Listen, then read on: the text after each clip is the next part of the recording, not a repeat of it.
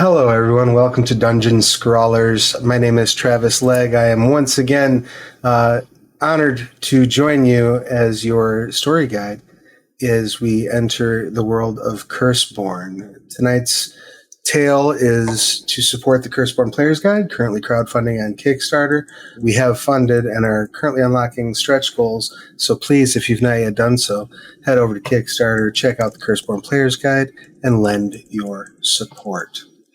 Today, I am joined by a group of accursed who are in the midst of an adventure, an investigation, a tale of terror, one might even say.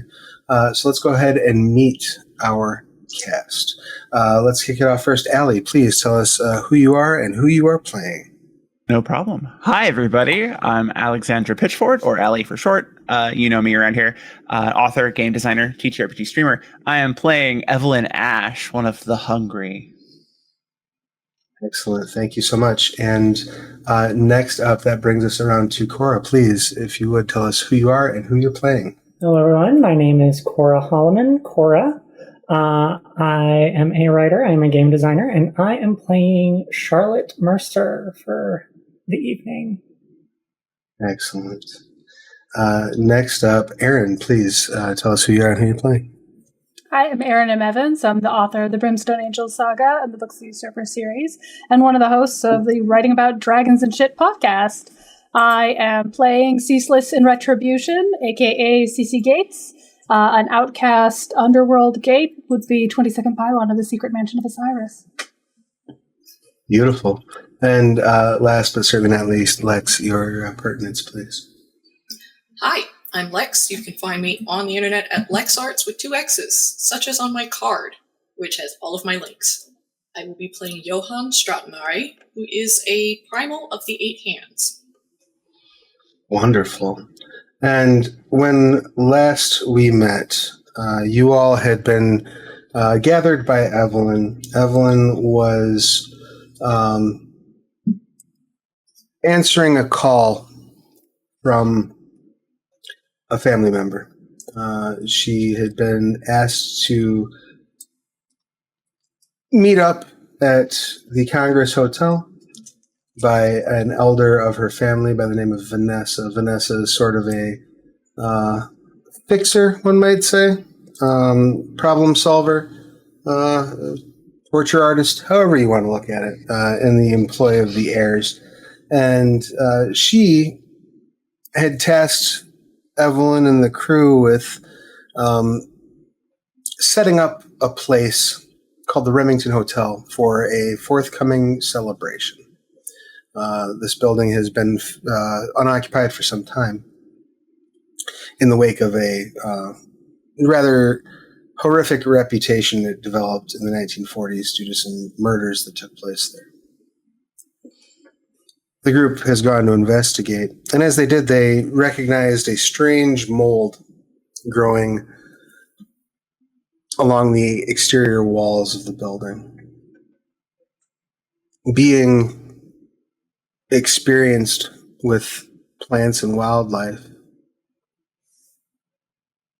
Charlotte approached the mold and began trying to take a sample, and in doing so felt connected supernaturally to it, discovered visions, and heard a voice beckoning her inside, saying that they were waiting for her.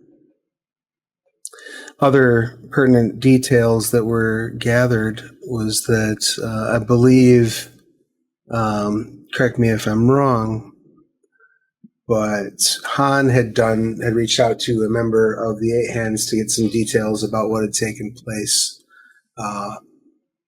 previously, and unearthed a little bit of information about the previous owners, particularly a man by the name of Boris Brewster, who was a philanthropist turned murderer. And if I'm not mistaken, Cece had also gained some insight into what had been going on by just sort of peering in, taking a look at it with your supernatural senses, and rolling quite well. Is that a accurate representation of where we parked as far as everyone is concerned? Yeah, I think so. Yeah. Really? I think Excellent. we had determined from Cece's efforts that there's ghosts in there that are despairing. There are 3 distinct entities in there, is what I remember. Yes. Yes, you're fairly certain that they are ghosts. You are definitely certain that they are in a state of despair.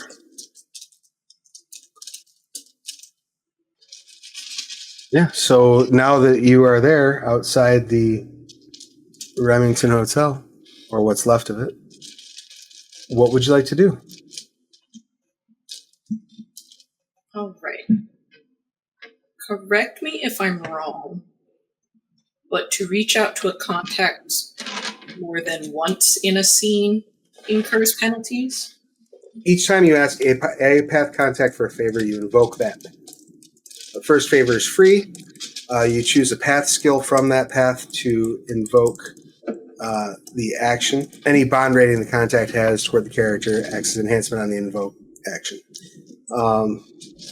First time you invoke the character in the session, it's not in the scene, it's in the session, there's no complication.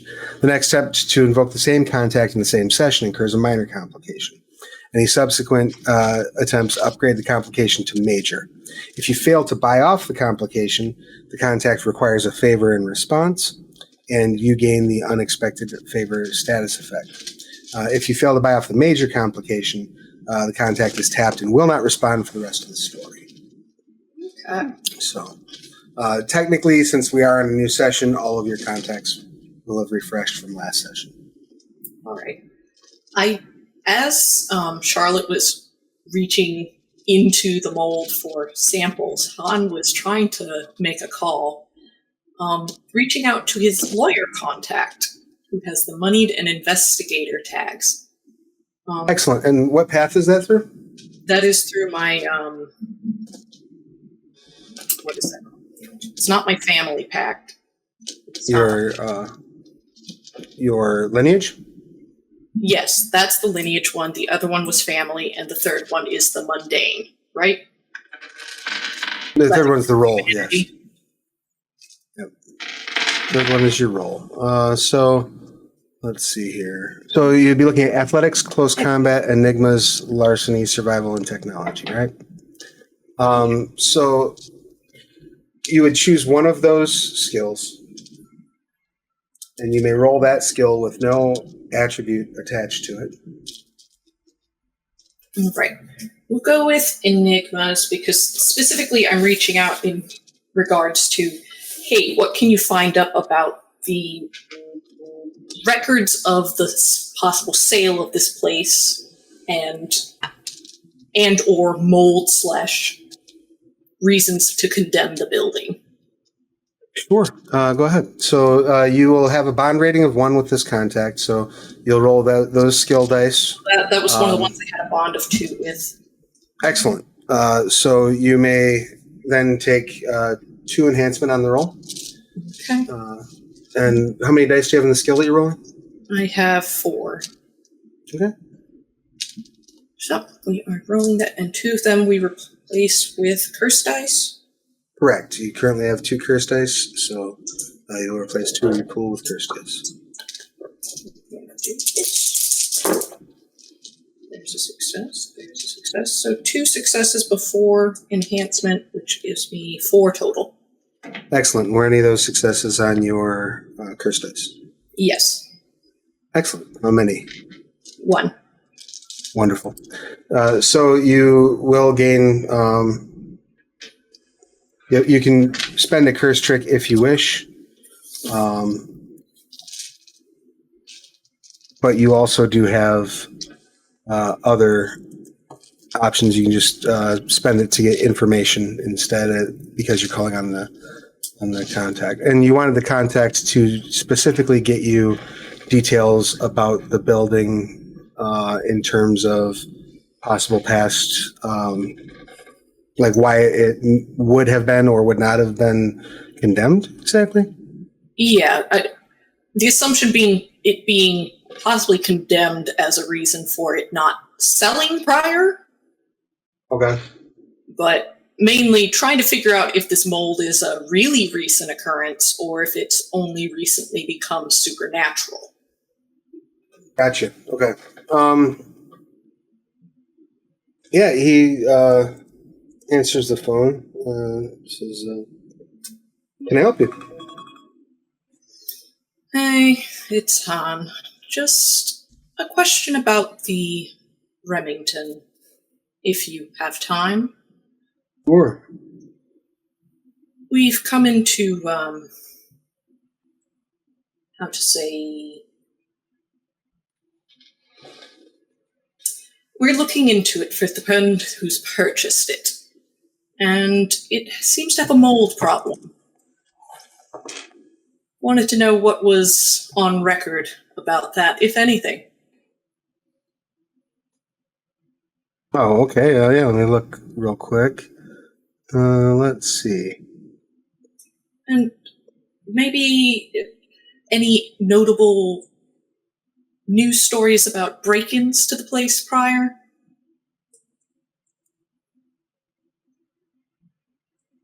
All right. Well, looking at it, it looks like the building ownership was taken over by the city for a brief time in the mid-1940s. And then it looks like purchased by a land development firm. Whenabouts was that? 1954. All right. And that land development firm held onto it. Looks like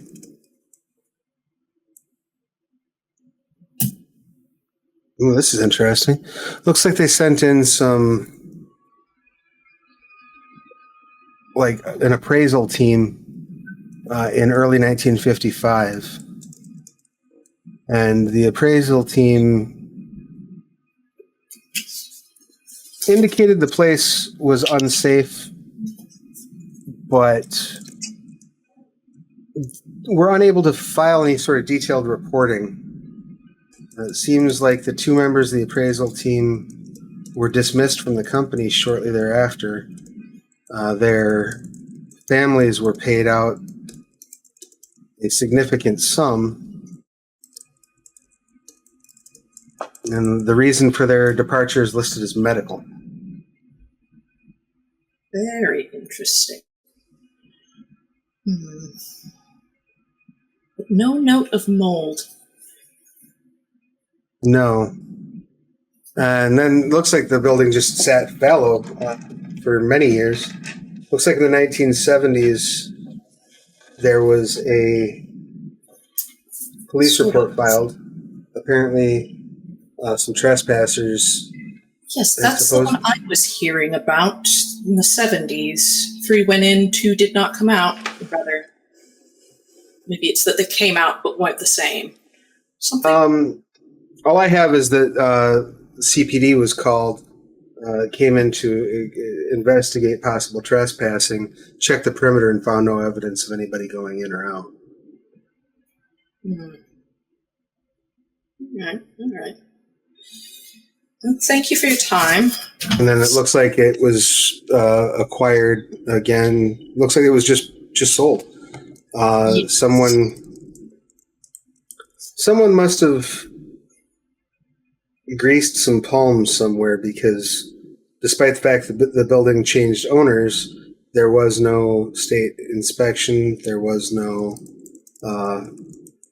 real estate personnel dispatched. It just... No, they're trying to cut a few corners. That's why I'm here, with a few of my associates. I see. Well, best of luck with you. Is there anything else I can do for you? I would like to spend a trick on extra evidence. He says, looking into those insurance adjusters that came out in the 50s. Yep. It appears that they both passed away within the next 3 years, and both of them were hospitalized. upstate at a place called, looks like Singer Mental Health Facility. Is that place still open? No, it closed in 2012 on Halloween night. Wow, did people not ever watch a horror movie in their life? Yeah, apparently this place was closed on Halloween in 2012. Ooh, very interesting, very fun. Oh. And no one else has taken up residence there, bulldozed the building? It's actually the Singer. It's scheduled for demolition. Looks like next month. Interesting. Thank you very much. You're very welcome. And Han's just going to close the phone, and I have a few new leads potentially. If we're looking to find some dead to speak with. Singer Mental Health Facility. Not yet demolished. 2 individuals who went into this place in the 50s died there. Interesting. So, just so I've got this straight, what are our goals here? It's to get rid of the mold, which is a sign of a liminality, and this is I've forgotten the word, a bad place. Return to care. Shattered space. The shattered space. Yeah. Thank you. And so, are these things that we know how to do in this world, is part of the goal? How do we do this? Well, so you would know that a shattered space is a type of a liminality. It's one way that the outside connects with the physical world. Right. Shattered spaces tend to be malevolent. Shattered spaces tend to... I mean, clearly. Right. They tend to be generated by either by something horrific or by a very deliberate attempt at rending a hole in reality. Mm-hmm. As to how to address them, that varies from space to space. Okay. Sometimes it's a matter of finding a way to close that connection. Sometimes it's a matter of just finding a way to isolate it so nobody runs into it. One of the other things that you would all be aware of is entering into a place like this is often tricky. There's usually a specific way to get in, but there's always a specific way to get out. And if you don't follow that specific way to get out, you're not getting out. Okay.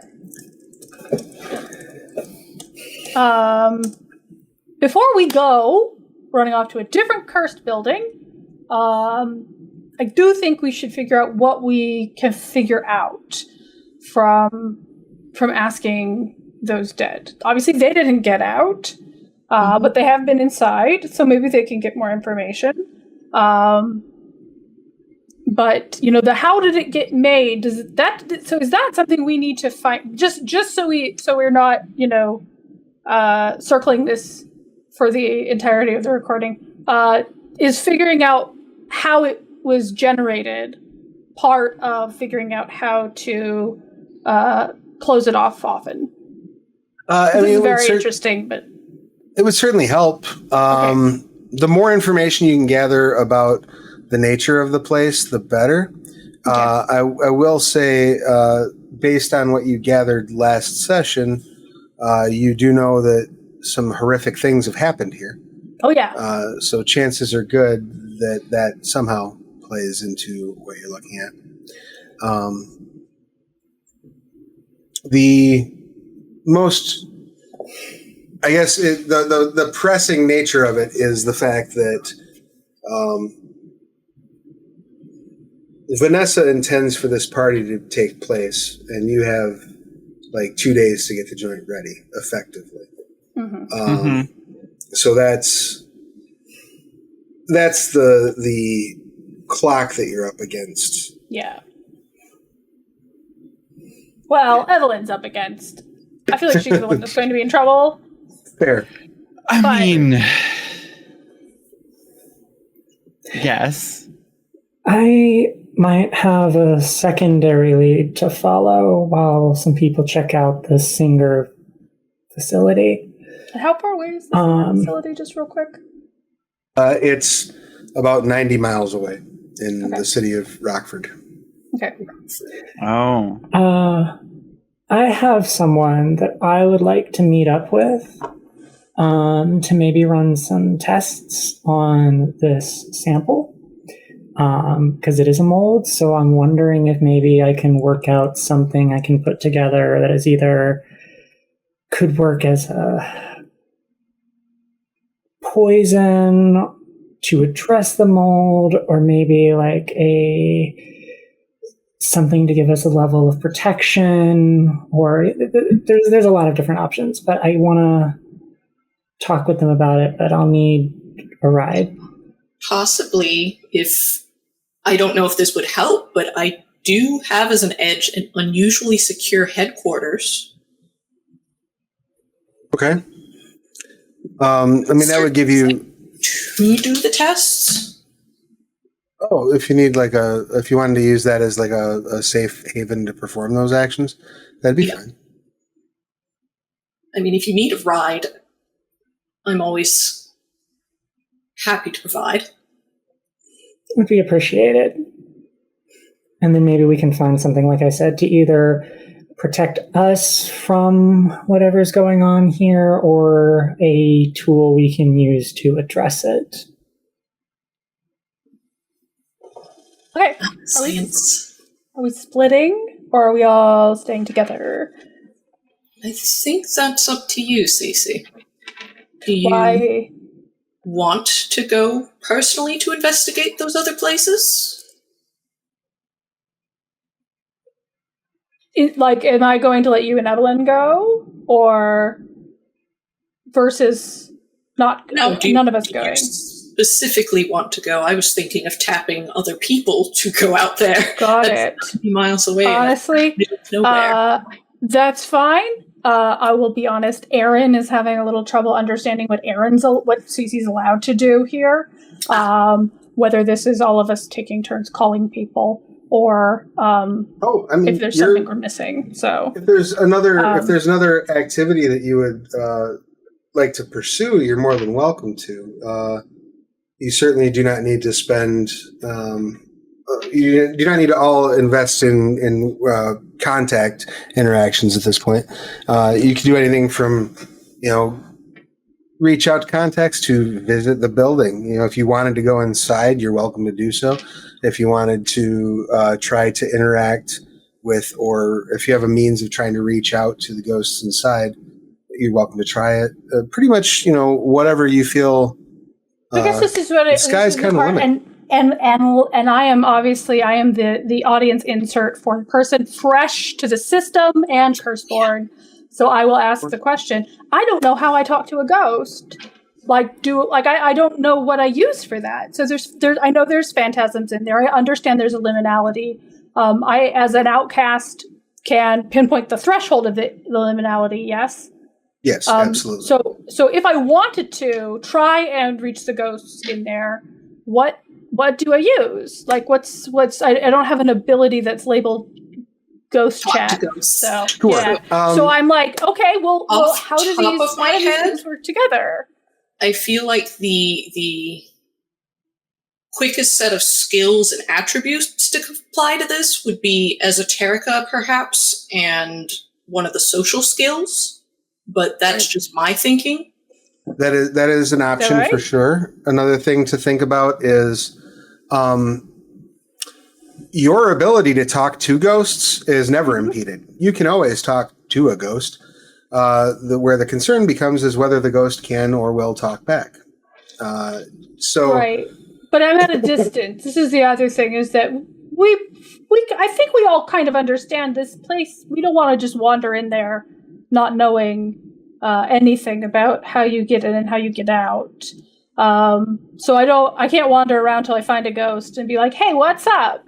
So, if that's the way to talk to a ghost is to, make eye contact or whatever's happening up here, that's off the table for the moment. But if it's like, no, you reach into the liminal space all around you and you can talk to anybody, that's the part I'm new to. If you have a specific spell that would allow you to project your communication, I have a be real loud spell. I mean, that might be a way that you could call attention to yourself. But in terms of like actually communicating at a distance, that would require like a specific spell. Again, you could try certain things where, if there's a ghost present, you could try just using like a Ouija board or something like that. In which case, it would then be on the ghost to try to manipulate it rather than your power, right? Got it. Okay. Well, I don't have anything like that, so I guess I'm going along with what we've already decided, just to kind of keep things moving. So I'm happy to go with. If you're going to call some people, Han, to send them to the hospital, maybe I'll call a car and take Charlotte or whoever wants to go with to go figure out if we can make some kind of antidote or poison. Sounds like a plan, honestly. Right. I'm cure either way, really, if you think about it, but it's just, what are we curing? Mm-hmm. Well, sounds very easy enough ominous. to call. Right. Well, So easy this enough is to call a car or something of the sort. So. Let me call the car. Let me do one thing. You got it. No, you got it. You got it. I'm not. That was. I was agreeing with you. For the record. Good. You call your car. You're able to arrange the transit to the various places you would like to go. So I guess who is going where would be the most important question. Charlotte's going somewhere where she can start basically doing like some lab work, some lab tests with the mold. She is going to reach out to a contact that she has. Okay. Does your friend have a car? Do we need to pick them up too? Yeah, there you go. You can both pick up a different person in the car. Excellent. How many cars are going where?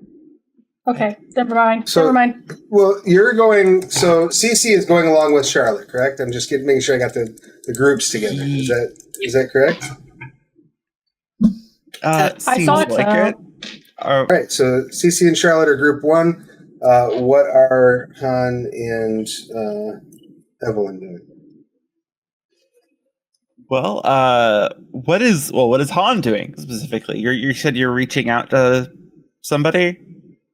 I was considering sending someone out to Rockford instead of driving an hour and a half out there, but I could also Cece brings up somebody along. Yes. If you have someone who could do that, that would be excellent. I simply worry that, as Cece had brought up, if that is an equally cursed place, maybe it would be better to go and see it ourselves. That's fair. As much as I would like to throw someone expendable into the wood chipper, why don't we go take a look? 90 miles is a bit out of the way, but I think we can manage. Conversely, I do recall we had learned the identity of one of the individuals who survived in the 70s. They should still be alive. Well, then we can perhaps start there, track them down. They at least know how to get out of this place. Then you said you have the identity. Let's look them up. Right. Now, correct me if I'm wrong. Go ahead. As a player, I don't remember what their identity was, just that we determined it. Correct me if I'm wrong. They were actually one of the forgot they dead. existed. Oh, were they? Okay. I thought it was... So they're still around, but they're not alive, strictly speaking. They're still active to the best of your knowledge. Let me make an addition to that. Well, that should make this easier. Yeah. So you're going to focus on finding them rather than going to Rockford. Yeah. And you're Yeah, that going might be our best bet. Are you going to send anyone to investigate Singer? I have. Could I send one of my contacts? Sure. What contact would you like to try to send? I have as a 1-dot contact my reluctant ex. You're gonna send your reluctant ex Your reluctant ex out of town to look The at curse. a abandoned place. I love it. Who is your ex? Do you have an identity in mind for your ex? I'm just pulling off the top of my head. Her name is Casey. Casey. All right. And I don't. That's all I got right now. But All right. We'll work with Casey for a moment, but I'm gonna circle back around because right now we're just figuring out our groups. So, Charlotte, you and Cece hop into a car, start heading to pick up your associate. Are you going to call ahead while you're driving, or are you... Yeah, give her a heads up. Excellent. Go ahead and which path is that through? That is through, it's my very first contact, so I believe that's the Outcast. Or no, the very first Excellent. one's the family? No, it should be lineage. Lineage. I think Okay. it's lineage and family. So yeah, I it's the think. lineage. And she is a witch. She has archive and supernatural as her 2 tags, so seems like the perfect person It to does. ask about weird stuff. Right. And so in that case, you can go ahead and lean on... you were Keepers of the Broken Vine, right? Yes. Esoterica, Medicine, or Survival, whichever you prefer. Go ahead and roll that with no attribute. What's your contact rating? 2. Okay, so 2 enhancement. Okay, so that'll be 5. That's for Esoterica.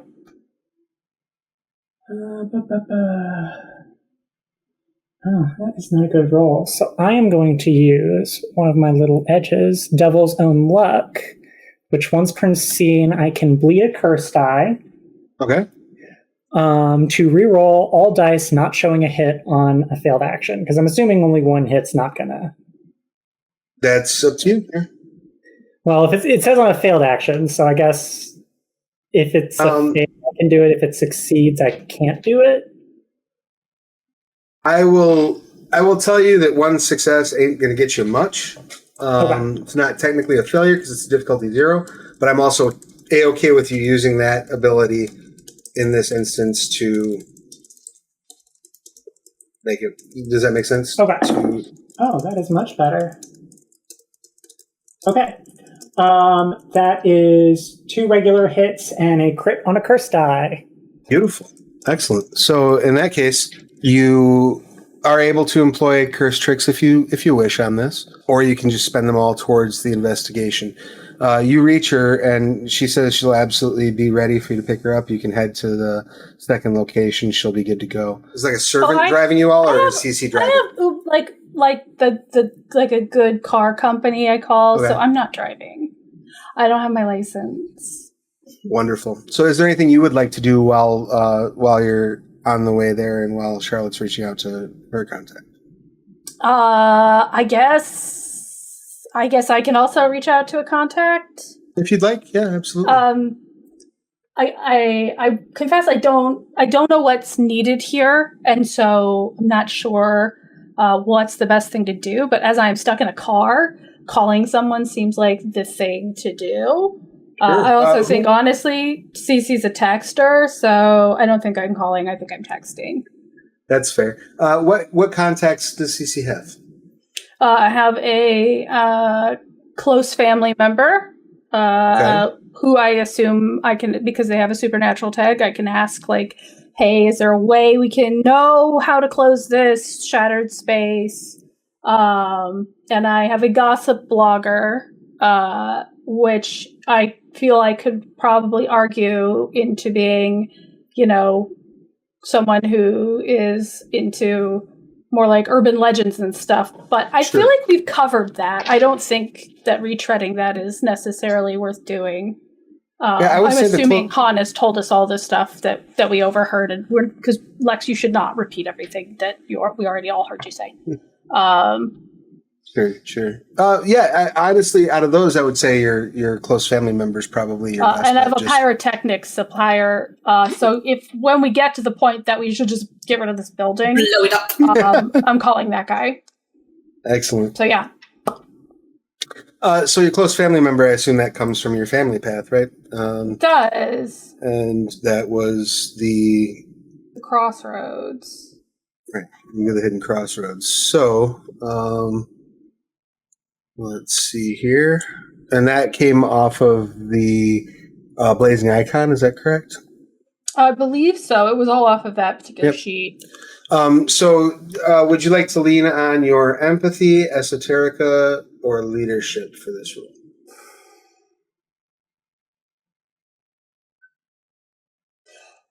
I kind of feel like empathy is not going to necessarily work here. I'm imagining a mentor from the Hidden Crossroads is not like touchy-feely. So maybe leadership? Right. I need to do a thing. I'm your representative here. That works. So go ahead and roll your leadership, and then what's your rating in that contact? This got mentioned. I don't know where we find that. I pulled them off of the document from the player's guide, and I didn't see the ratings listed. You would have, just to speed it along, you have 5 points to spend between them. Got it. So you can decide.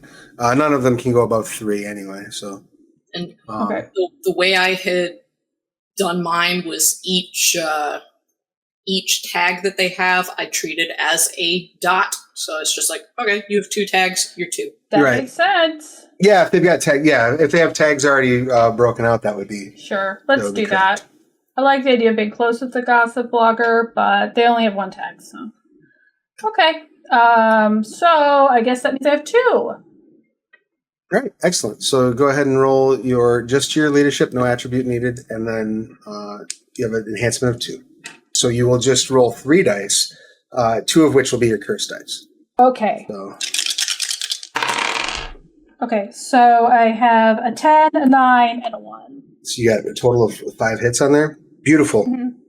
So what exactly are you texting to this close family member? I will text, hey, got a job. We found a shattered space, the Remington Hotel. Need to clear it out. Do you have any tips for finding the best method to shut it down with my crew and nobody knows anything? Trying to look like I'm in charge of this and I'm not. They go straight to calling you, which is not only frustrating but weird because they're a texter as well. Okay. I pick up. I'm like, hey, I'm in the car. Hello. Did you have a name in mind for this close relative? Oh, I did not. We'll say... I like the name Verity. Can it be Verity? Verity, sure. Verity says to you... You said the Remington Hotel, is that correct? Yes, I did, right? That's the right name? That place is bad news. You don't have to tell me that. It's a mess. Quite. It's specifically a phenomena that is known as a weeping scar.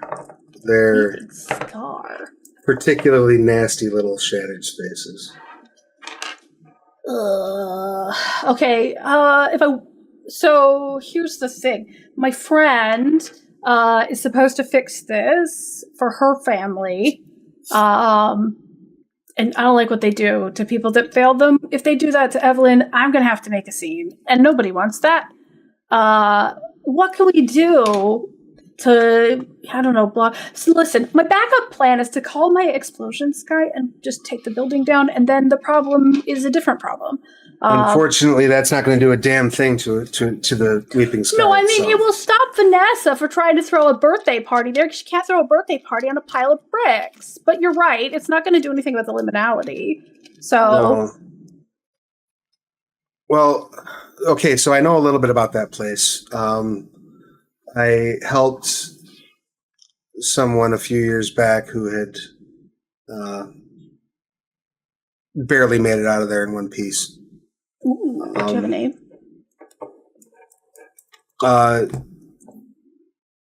Yes. Their name was Charlie.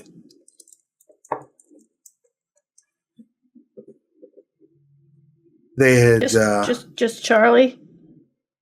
Oh yeah, they go by.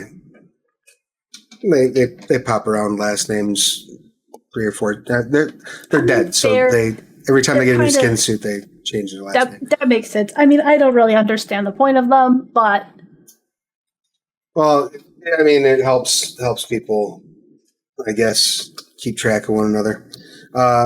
In any case, Charlie came to me through a mutual friend because of things that they saw while they were trapped in there, and they thought that I might be able to help make some sense of it. So what I do know is the place thrives on despair. It wants to be fed despair. It wants to consume despair and turn despair into energy. I'm gonna cover the phone and be like, she says it to Charlotte, like she says it thrives on despair. Could you like make a poison that's out of the opposite of despair? Is that a thing? Hope Poison. Make a hope poison? Is it something that might respond well to a hope poison?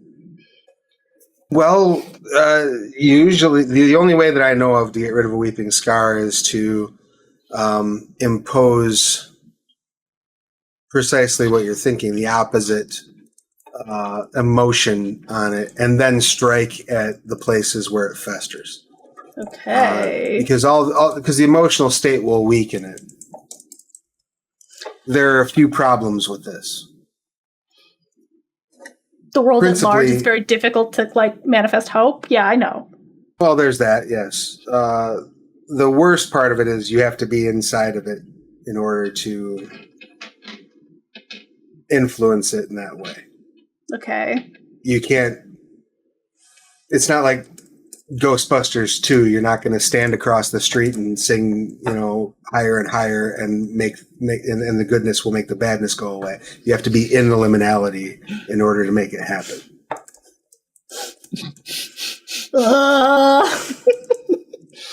I was really hoping for Ghostbusters 2.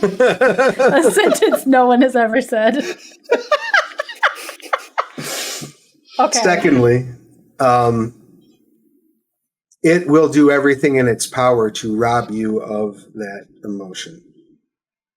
It will do everything in its power to instill in you the despair that it feeds on. So when you enter the liminality, in order to close the liminality, you're going to be fighting an uphill battle to preserve the emotion that you're trying to instill. Okay. There will be... as far as I understand, there are entities trapped in that building. 3. Beyond that, there are also going to be illusions, alterations of reality, the things that the Weeping Scar can conjure up to try to enforce its view of the world upon you. I'm going Don't trust. Charlotte, this thing is awful. Don't trust anything you see. Don't trust anyone that you didn't enter the liminality with and didn't remain with. Do not split up when you go in there. Okay, that's very good to know. If you go in with a group and you split up, it will most assuredly begin taking the forms of various members of your group, trying to mislead you. Okay. If we do go down the route of Plan B, explode the whole thing, is there any kind of substance we could surround it in and just lock that whole thing down? Or is it too virulent for that? I mean, you could fence the building. Like, I guess I'm not sure what you Well, mean. it's got like this mold, this like despair mold that's spreading. And so if we knock the building down, we solve the problem of Vanessa will not bring people in there because there's no in there to bring it, but the mold will keep spreading. But if we you get nuclear waste, you seal it in concrete. Just, on the off chance you happen to know there's a secret twist of if you get 4 tons of molten lead, you can dump it on top of it. I might know a guy. So that's all I'm asking. A tiny sliver of hope to take with me into this void of despair that I apparently have to go make friends with. Fortunately, I don't have that particular bit of hope in the chamber. What I can tell you is that Weeping Scars will often piggyback on natural methods of expansion, but they aren't beholden to them. Okay. So, you said there's mold, right? Yeah. As mold spreads, it will ride Hang on along one second. that mold. I'm just going to put you on speakerphone because Charlotte's the mold person. Certainly. Okay, Charlotte, this is Verity. Verity knows things about weeping scars. Charlotte knows things about mold and other plants. Okay, go. Hi, Verity. Oh, excuse me. So I was just explaining to Cece this type of liminality this type of shattered space called a weeping scar. They are not dependent on natural vectors to move, but they will often piggyback on one if one is present. In this case, it sounds like mold. I've heard tell of them riding along on the back of termite infestations before. I've heard tell of them connecting themselves to ivy. Basically, anything that will spread throughout a region, anything that will infest, it can ride along on. That said, to my knowledge, it does not actually require it, nor does it develop a symbiosis with it. It's a one-way call. It's not even so much of a call as it's like hitching a ride. It's a hitchhiker. It's a parasite that's riding along, but it doesn't require that host. Reality itself is the host. It just uses the infestation as a vector. Does that make sense?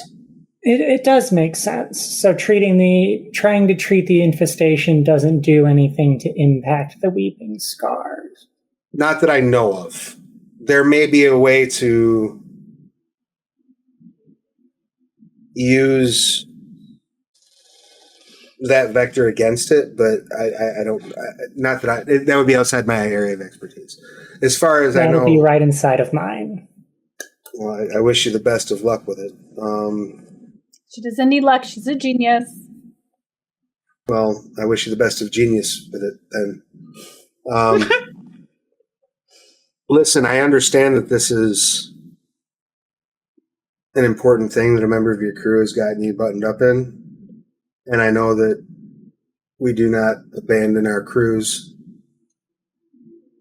But I would just like to implore you once, if there's any way you can walk away from this, walk away. Shit. That means a lot coming from you. Well, I don't want to see anything bad happen to you and your crew. And these are the types of things where bad things happen. Yeah, but Verity, if we walk away from this, we've left that scar in place, and The thing has been sitting in the middle of Chicago for the last 60 years plus. and it's starting to spread. Look, I'll use my good judgment. We gotta at least try and fix this. Well, I wish you the best of luck. Be safe. Thank you. Kisses! Hang up. Well, that was good information and not happy information. I'm going to update the group chat. I'm going to type in a version of what Verity related into the group text with you guys. Right as you're sending that group text, your associate hops in the car as well, Charlotte. So they're now present. You'll be able to discuss with them as well. And you had 4 hits on your roll, correct? Correct. Yeah.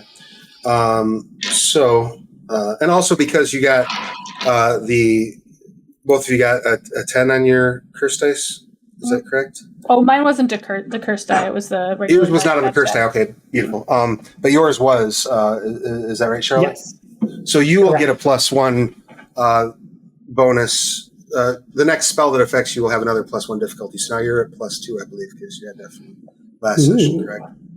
So That'll probably be useful when going into the despair hole. The despair hole. I like it. Precisely. Yep. Changing the name of the group chat. If you change the name of the group chat, you realize there is, sparkly kind of heart shape on the message that Verity had, the information given, and then question mark, possible recurring weeping scar. 70s, 50s, possibly more. An idea. So we close it, it opens again. Yuck. I don't know if it was ever properly closed, but certainly hasn't helped. Well, it's worth a try. Your I'd rather not leave it yawning open. your witchy associate. Did you have a name in mind for them, Charlotte? I'm thinking Juniper because Charlotte's absolutely the kind of person to hang out with a Juniper. Excellent. So Juniper hops in the car, and she's just chaos and loud. She's got, just kind of too big for the room energy. And says, "Okay, what's going on, Charlotte? I got the impression from your message that we have an emergency. I brought some sage. I brought a couple of candles. I brought weed. Anybody need any weed? Yeah, maybe. Gummy. To take one. I'll take one. Thanks. She takes 2. So what's up? Okay, so we have a weeping scar. You probably know what that is. It's the despair hole is our new name for it. And I have a sample of the mold that it's riding along. So I am hoping to either try to find a way to maybe use the mold as a vector for some form of hope chemical. I don't know. We'll figure it out. I want to give it medicine, basically, to treat the despair. And that medicine is apparently hope flavored. Okay. Yeah, I'm honestly, I think that kind of sums up the key details for you. Are you familiar with H.H. Holmes? The serial killer? Yeah, or Morris Brewster, who idolized the other guy. Yeah, Morris Brewster, the Remington. Is it the Remington? Yeah. The Remington. Yes. The Remington. Yeah, I think I saw That whole something thing. on History Channel about that dude. Yeah. Yeah, Used that to guy. get poor people basically and lure them into his place and then chop them up in his little abattoir. Yeah. Exactly. It's that Nice despair fella. hole. Oh, it's around. It's because of that dude's place. That Locally tracks. grown. Locally Okay. grown despair hole. All right. So all right. So we need to look for opposites, right? So like he tricked people and took advantage of their suffering to victimize them, right? So we're looking Honesty at and hope. honesty. We're looking at hope. We're looking at radical acceptance. We're looking at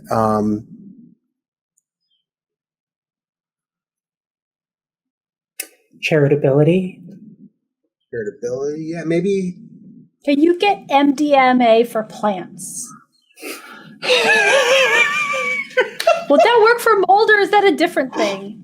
I mean, It might be I don't know different. that it Maybe we can works. still figure it out. I don't know that it worked for the mold, but I think maybe if I'm understanding what's going on here, right? Because the mold itself isn't actually. If we kill the mold, that's not going to kill the thing necessarily, right? True. But the It mold might will just help us. keep it back.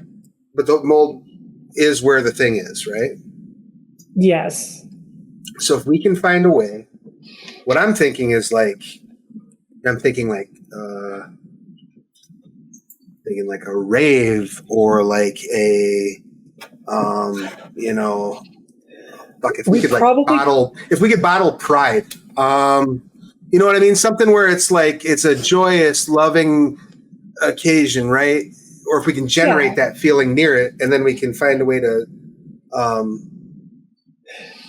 Cece, Yes. you mentioned like on the way to Vanessa's coming across like a group of people that were like really, really vibing.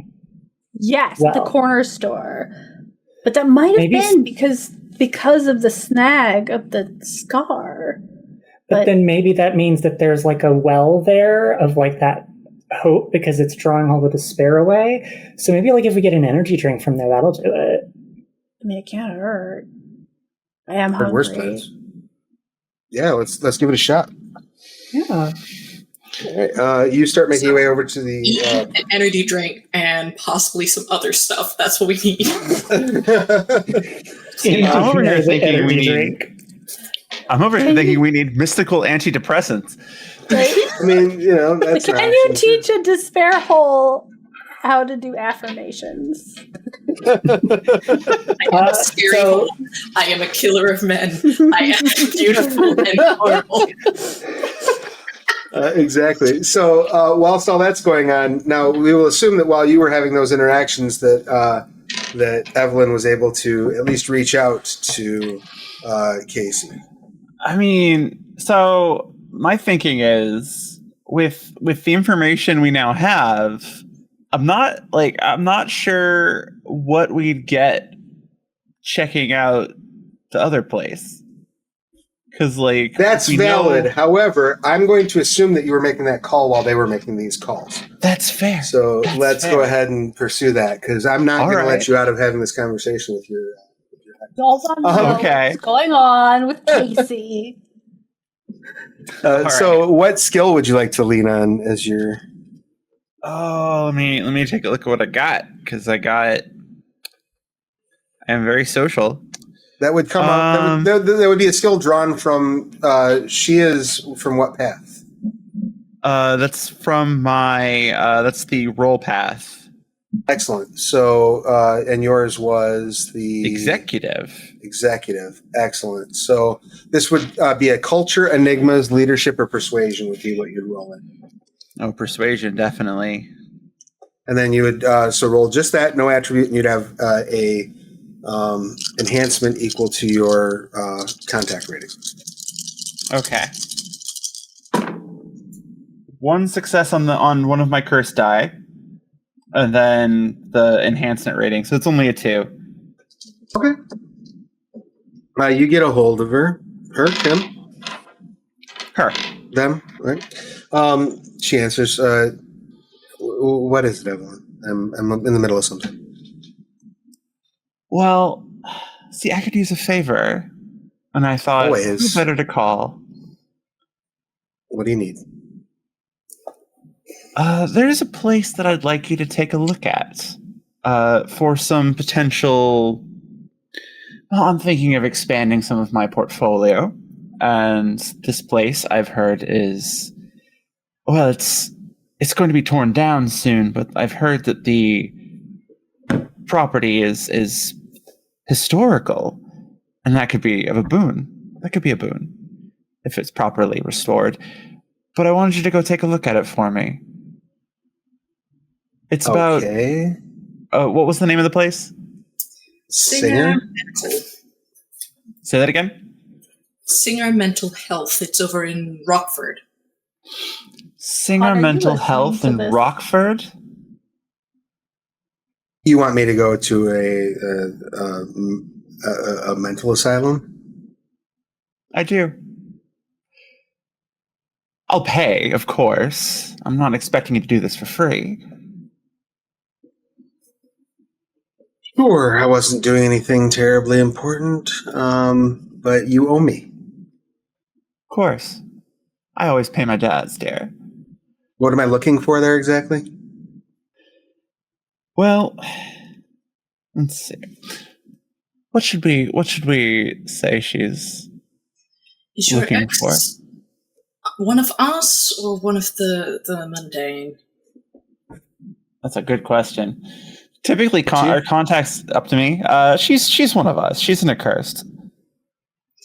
We're looking for, and I'm going to assume that the names of the dead that died there that are relevant to us might be Well, worth pulling up. to be honest, it's tied into a situation that I'm working on for Vanessa. See, there's a hotel in the city that seems to be a shattered space. We're trying to clean it up because it apparently needs to be some kind of... Well, it's for a very important... It's an And what does this have to do to a mental asylum that's 90 miles away? Because two of the people that wound up... Insurance adjusters. Say, what was that? A pair of insurance adjusters. There were a pair of insurance adjusters that went into this shattered space and ended up dying in the mental asylum because of it. Oh, I see. So what you want me to do is go to a creepy mental asylum. I assume this place is closed, right? Yeah. Okay. Oh, absolutely. So I'm going to some abandoned creepy mental asylum to do a seance on a couple of most likely psychotic and out of their mind phantasms. Great. Yep. Get right on it. Thanks a lot. Sure. Happy to. Click. Well, So Allie, I are have we a still question. going over there ourselves as well? Oh, sorry. Go ahead. Sorry, I just have like a question. Do the rest of us know about Casey? And how will we feel when we find out you called Casey? you probably know about asterisks that were like, stop texting Casey. Probably. It's probably it was a very rough it's a very rough breakup that Evelyn doesn't seem remotely like bothered by. Which clearly means that she's hurting deep inside.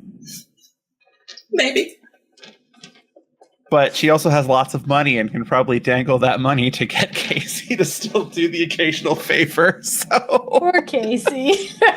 poor Casey. Look, I never said Evelyn was a good person. It's what happens when you date a woman who literally eats hearts. Sorry. Yeah. Continue. It's true. Yeah. But yeah. Well. So are we going over there as well? And I think that's probably about when we're getting what Verity and what Juniper have shared, and it's like, Oh. Yep. So might not now have we to go there are. at all, actually. Yep. We're all caught up now. Your time is all one again. Mm-hmm. so maybe we don't tell Casey that part. I'm fine with that. And maybe we go to the convenience store instead, because I don't want to have my driver go all the way out to Rockford for nothing. All right. Convenience store, if I have to. All right. You make your way to the convenience store. Cece, you and Charlotte and Juniper? Thank you. You, Charlotte, and Juniper arrive a little bit before the others. As you are walking up, you see the gentleman who was working behind the counter, Millhouse, kind of walking out. He sort of smiles and waves in your direction as he's stepping out the front door of the convenience store. Hey, can I talk to you for a second? Yeah, sure. What can I do for you? And I imagine, like, while this is happening, like, Charlotte's walking along with Cece, and she's holding the jar that has the mold sample to see, like, if it reacts to anything, basically. Nice. It does not seem to immediately react. Actually, this is a good plan. I'm assuming, discuss, like, what exactly we're doing walking in here. I'm planning to ask him, like, if his day has continued to be, great and bright and hopeful. But is there anything else that we're going to double check on?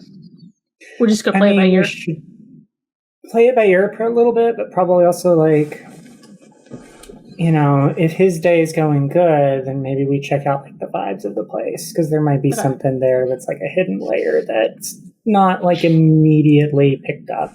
I didn't notice anything when I was in there, but I was kind of on a rush. How's your day going? Still good?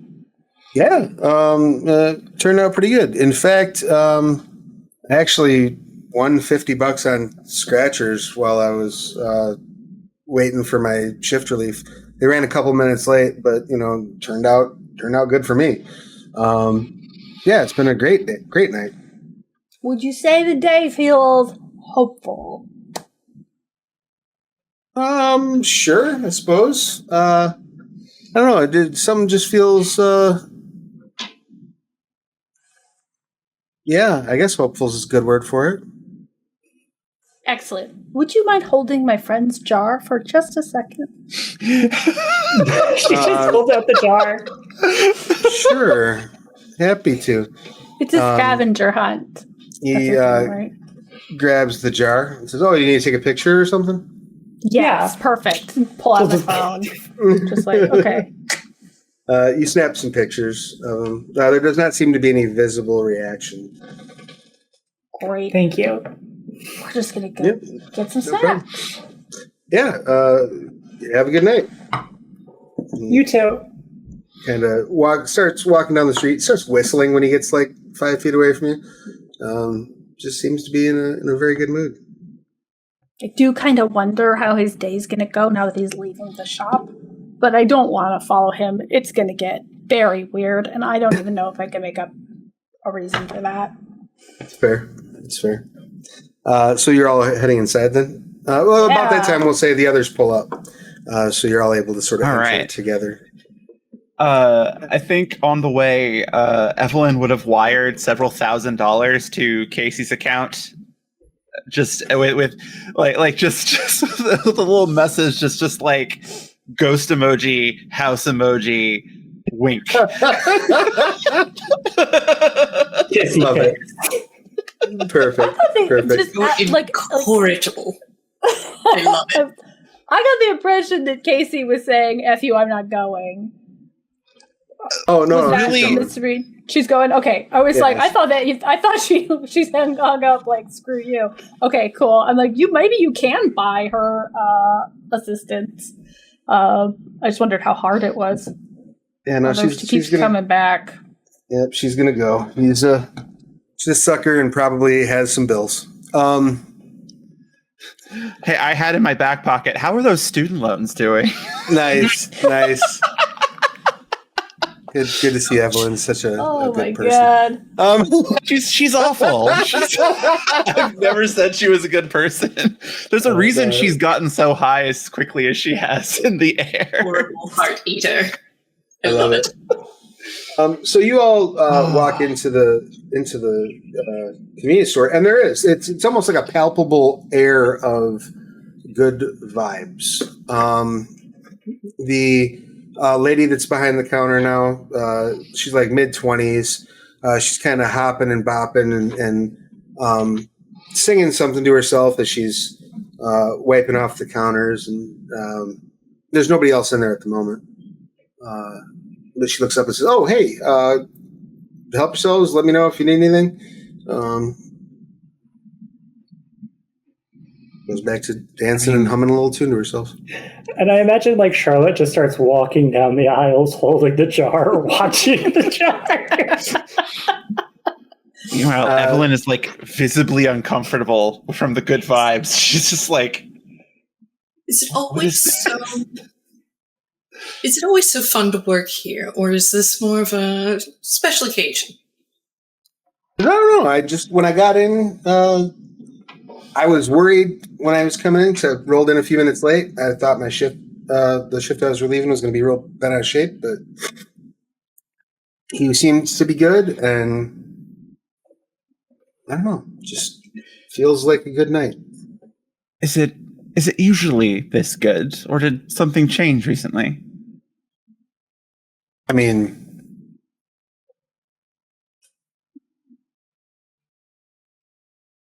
I don't know. I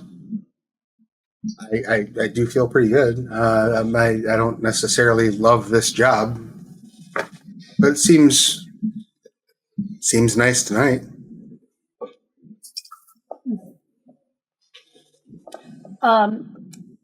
When I came in here before, I tried to suss out if there was anything kind of magical, and the impression I got was that this is more about bad stuff being snagged on something else. But knowing that, if I look again, is there any other information that I can? Why don't you go ahead and give me an Esoterica Cunning roll? Okay. Make sure you replace your curse dice. Oh, and because this was the first time tonight that you all came together for a purpose, you may all gain a curse die. Okay. That's you. You're going to be the curse one. Okay. So you should be at 3 right now, right? Yep. Everybody except one of you bled one for something? Not black one. Yeah. Charlotte. 2 for Esoterica, 2 for Cunning. I'm rolling 4 dice. 3 of them are cursed. Excellent. Okay. And an 8 and up is... 8 Okay, ups I hits, only yep. got 1 success. But I also, much like Charlotte, have the Devil's Own Luck. So Okay. I would. Okay, so first, I guess I have to know that I failed that action. I will let you use it. Yes, Okay. It is technically a failed action. Okay, let's do that one. So then you bleed 1 curse die and then you roll the remainder. It didn't get better. I only had 1 success again. Right. Was that 1 success on your curse die? It is on my curse die, yeah. Excellent. So you do experience what is known as a cruel failure. Cruel failure occurs if the character fails an action and any of the rolled curse dice are hits. Cruel failures cause curses to recoil, resulting in unpleasant outcomes. This can manifest in several ways. Some that are suggested are an enemy or rival takes note of the character's failure. Your action ends up attracting negative attention from strangers, giving you the destroyed reputation status effect for the rest of the story. Your family elders are displeased with your failure. Expect punishment to arrive soon. Or your failure draws the attention of harmful monsters. Nowhere is safe. Alternatively, you accidentally curse bind yourself, gaining the unlucky status effect. What happens is, as soon as you sort of reach out or you're trying to open your senses, you can clearly, for just a moment, perceive a vibration of that snag, as if you can tell that something, you can like identify what is pulling, or at least the direction it's pulling. And it definitely does seem to be coming from the direction of the Remington. Mm-hmm. However, almost as soon as you recognize it, you sense that strand sort of snap. Ooh. And it recoils back on it. The cashier that you're speaking to, you literally can see her expression sort of sink, almost as if the color leaves her face. Her mood just suddenly drops. The Broke it. mold in the jar doubles in volume. Oh no! And you all hear a whisper in your minds. What's taking you so long? We're waiting for you. That's a good thing. Cashier I think I says. broke it. Cashier says, "Sorry, I gotta get back to work. Do you guys need anything?" Or I'll leave you to it. I think we're good. she goes back around the counter and sort of sighs heavily, plops down in her chair. Is there a tip jar? Yeah. There is not. There's like a take a penny, leave a penny. There's We have some of Juniper's gummies. Could we leave her some gummies? yeah, Juniper just sets the tin of gummies on the counter and walks out. Yeah, I think Evelyn is going to kind of open her, she's going to pull out a little slim little wallet out of the jacket she's wearing, look inside, shrug, and pull out $100 bill and just leave it in the take a penny, leave a penny tray.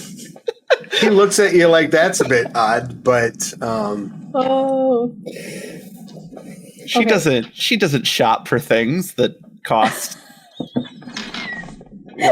low amounts of money. She's She's it's very one much- banana. Yeah. What can it cost? $10? It's one bag of pork rinds. How much can it cost? $100? perfect. Oh, Okay. So do I need to pick one of those things to happen, or did you just pick one of those things to I happen? just picked for me? one for you. Yeah, Great. I was just Okay, cool. listing what could happen. Yeah, effectively, you drew the attention of an entity of the Weeping Scar itself. great. Okay. After we head back out, this is fascinating. So this man would collect the unfortunate, the disenfranchised, and lure them to the hotel. Why do you look so excited about that? A place to employ the unfortunate and disenfranchised. This hotel is using this place to prey on people even now. I can't wait to unravel it. I do have an update. The mold got bigger. Whoa! Oh, what? No. That's a concerning. Lot. That's a lot of mold. The good news Yeah, is that means in we there have a could- larger sample size to work with. Do you think you could make a thing? Well, Um, I can try, Juniper says. I don't have quite the experience with curses that you all do, but I can play with it. I can try to come up with something. I'm certainly not going into that place. no, we can work together on it though. Do you want to stay out here and work with me while the others go in? Oh, like in the hole? And it sounded We're all like looking at you, Charlotte. Okay, hang on a second. it sounded like you had to, based on what I heard on the speakerphone, right? A buff tape. About how long would it take to possibly synthesize something that would be useful? And from what we've learned, would it be feasible for us to wait until it's synthesized, or would we have to go in?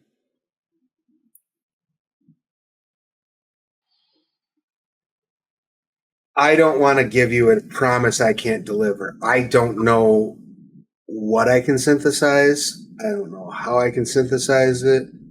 I mean, I'm running through ideas like, well, what if I hit a rave and I start collecting, sweat from dancing people, right? Like that's where my mind is going. Like, what can I mean, we it would be find? absorbed because the mold would absorb it, and that would make it a vector. Right. But just as an example, but there's got to be easier ways. So I'm still trying to workshop exactly what we would use. So I can't give you a timetable. You know what I mean? And we have a limited amount of time to do this. Horrible thought. Again, why are you smiling so much? Secrets and information are my bread and butter. And I just want to see how far this goes. What if we were to do something like host a rave at the place? Something absolutely gaudy, loud, rowdy. Alternatively, Fight Club. I mean, if you're comfortable with the idea that the people that you invite to whatever this is may not be making it out of there alive. I had a thought. It's got to be better than Death Rave. Death So it's feeding on the despair of the goat, the dead that are in the hole. What if we inspire hope in the dead that it's feeding off of? That would probably help. Are they in a state that they can do that? I mean, what state is anyone in when they're in a despair hole? I meant I more will- like they're like degraded, right? They're not fully. They're like the dead. They're like phantasms. Was that the word? Yeah, to the best of your knowledge, they're phantasms. And as far as any of you know, phantasms are effectively stuck in the loop of whatever last little bits are left of their consciousness. And if you break that loop, they invariably respond with hostility. So there's really no reaching them and instill. There's no reaching them and communicating with them in an effective way. It's at best kicking a hornet's nest. Great. I think we're going to end up having to go in there. Yes, I think so too. Do we have time for me to get something to eat first, at least? I bought the pork rinds. Oh, right. I forgot. Are you wanting to get something to eat in terms of a heart, or are you Yes. looking for blood? Or okay. How did you want to try to? Well, so I imagine she's got people. Let's see. Like, she has a body disposal expert on her in her contacts. Is it not Sure. for afterwards? That's more for afterwards, but I'm sure if he has another body laying around, that could Right, and expressly they absolutely do not need to be fresh, like just killed hearts. So yeah, I'll save you any need to roll. You reach out to your body disposal expert. You're able to. They tell you to meet them at a junkyard in 20 minutes, and they will have exactly what you need. Oh, thank you so much, Keith. Kiss, kiss. And she hangs up. Does anyone else want to lean into their damnations for some extra curse dice before you go diving into this place? Oh, what was mine? I forgot.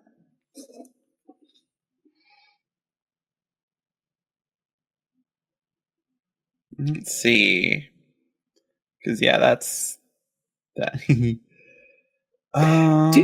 Do we know the names of any of the phantasms in the despair hole? I didn't write any of them down. But we do know them in character? You know some of the victims' names. Yeah. We don't know which of these phantasms might be which of these victims, though.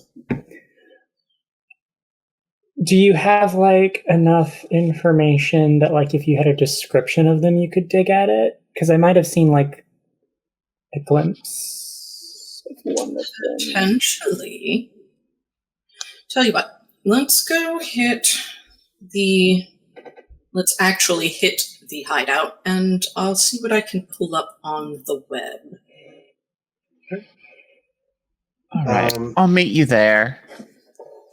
You're gonna go grab a bite?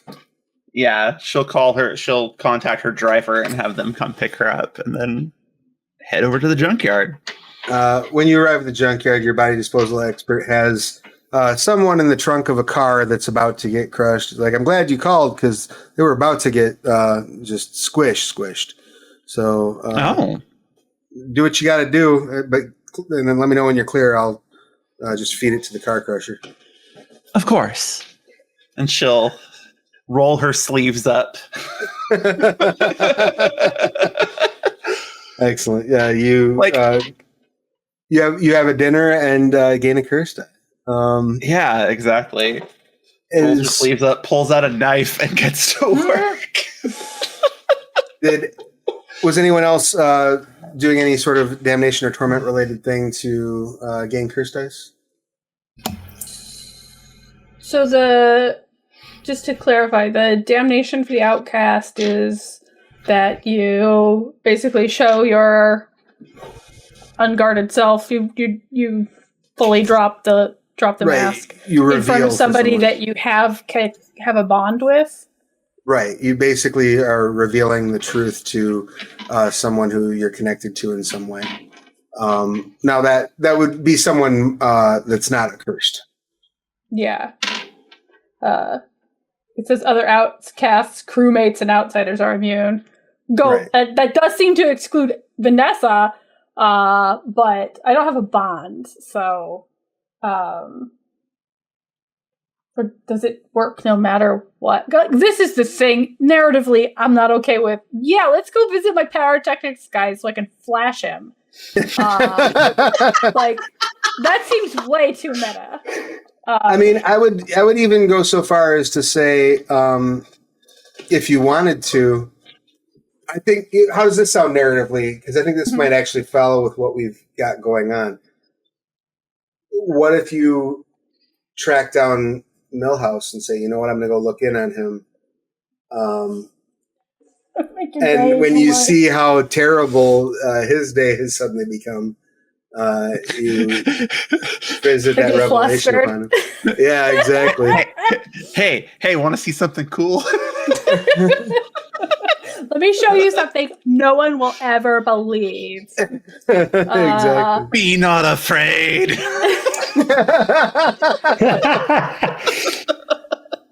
That because just checking, Juniper is an outsider, right? She's in the roots thing. No, Juniper's actually a mortal. Okay, this was my other thought. She's given us ritual gummies. Magician. Yeah. Got it. She's given us gummies. Pursuant to the fact that it was probably Cece doesn't need to eat, but she does it because it's fun. I also think it's possible Cece can't really get high, but she kind of pretends like it because that's fun. Sure. And so it's possible she might think that they're all having fun, and she's like, "Wait, watch this." But I don't know if that's something that no, you would absolutely never do that. Not even in an unguarded moment. I would allow that. That's fine. What does your sort of apocalyptic form look like when you drop your mask? What do they see? I think because it is described as you see the outside that you're connected to, right? It's kind of the thing. Absolutely. And actually, I think that's kind of cool. She's still person shaped. She's still shaped like a woman, but there's suddenly a hole in the car, and through it you can see the secret mansion of Osiris in the Field of Reeds, which should be really beautiful, but it's that kind of beauty that's this means something bad, right? This is beyond, you're not supposed to be looking at this. And so she's become a doorway, and there's this feeling that you're going to fall through it. when you're looking at her. This overwhelming feeling you're going to be sucked into the land of the dead to be judged. You already kind of feel like you're being judged right now. And then she closes it and she's like, neat, right? And when she says that, Juniper's like as pressed against the opposite part of the car as is possible. Though she is sitting on the car seat, is physically like pushing her feet on the floor, like she's trying to back up further, but it's unable to do so. Cece turns to Trot. She's like, "Fuck, she's not like you, is she?" No. Damn it. That's such a fucked up thing to do to someone who's high. She's like actually high. I forgot about that. You can gain a curse die though, so you got that going for you. I'm so sorry. She, after a few moments, she sort of she recomposes herself and says, "I will get to work on this. Please let me out of the car."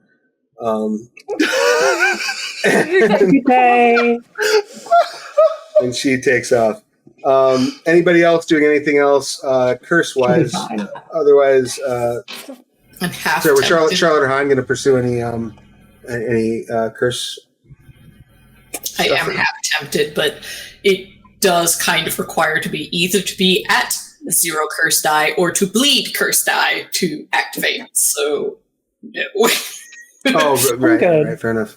All right. I think Cece's already demonstrated beautifully how that goes. Beautiful. Yeah.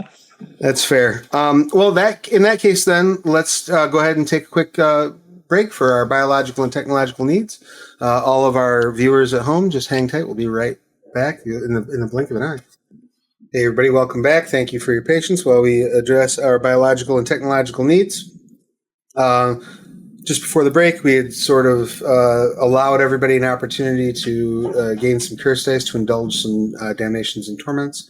And now the group is heading back to the Remington. We had discussed Han looking into some information about these particular, correct me if I'm wrong, it was about the people, the victims that were in that building, correct, that you knew about? And we'll pepper those in as they become pertinent. But suffice it to say, Han's able to find relevant information about those folks. So the big question I have on that, because the reason why Charlotte was asking into that is she has the Implacable Pursuer spell. Okay. So hoping to use that to basically cut through as many of the illusions and the weird stuff that was described and help us kind of get to our goal, hopefully, a little quicker. Sure. So Implacable Pursuer, that requires you to hold 2 curse dice, which you have currently. And the accursed will find your target no matter what barriers stand in their way. You become nothing. There's nothing in the face of your single-minded pursuit. So you name a target when you activate the spell. Enemy-specific creature, criminal you intend to bring justice. For the rest of the scene, you cannot be deterred from following or moving toward them. Ignore all naturally occurring area effects that will result in complication, will slow you down and make you lose movement, or increase the difficulty to pursue your target. Excellent. So, who would you like to target, I guess? Are you trying to target one of the ghosts that you believe is there? Is that your... Yeah, I'm thinking one of because it seems like the phantasms play an integral part in this. So whichever one's I know that there was that moment where Charlotte got a vision of what one of them looked like in there. So whichever one that Han was able to get the information on, that's the one we're gonna hone in on. Sure. Han, you were able to discover the information on a woman by the name of Minnie Diamond. Minnie was a woman who had been quite a fixture in the scene in Chicago 15 years before the sort of notorious activities at the Remington, but had fallen on hard times. Once her prohibition ended, her rum running business sort of evaporated with it, and she started selling black market foodstuffs as a way of getting by. Though the police aren't entirely sure, they believe that it was through that work that Brewster wound up meeting her and bringing her back to the Remington. You saw her in your vision in the bottom as she was being opened, and then her innards slurped back up like spaghetti in a loop. She is in the basement chamber. Great. So if you'd like to activate that and set her as your target, absolutely. Let's pay Minnie a visit. Excellent. Are you all doing anything else before you are stepping in across the threshold into the building proper? No. Proteus You're back. Torment. I'm wondering if Evelyn heard back from Casey, or No, not yet. no, Not she yet. might have been eaten by the hospital. And you didn't tell Charlotte and me that you called Casey, did you? It's probably Yeah, I don't believe you know that. Yeah. All right. So you are succumbing to Proteus Abides basically as you step into the liminality. Is that correct? Yes, and I'm flavoring it as the excitement of we are going into this place, we are hunting down the target of this lovely, juicy secret that we've been given a mystery to unravel and webs and threads to possibly weave into new shapes. Excellent. So I'm going to give you're going to get 2 from the primal. I'm going to give you a +1 enhancement that stacks on all physical actions and a +1 enhancement that stacks to defensive actions.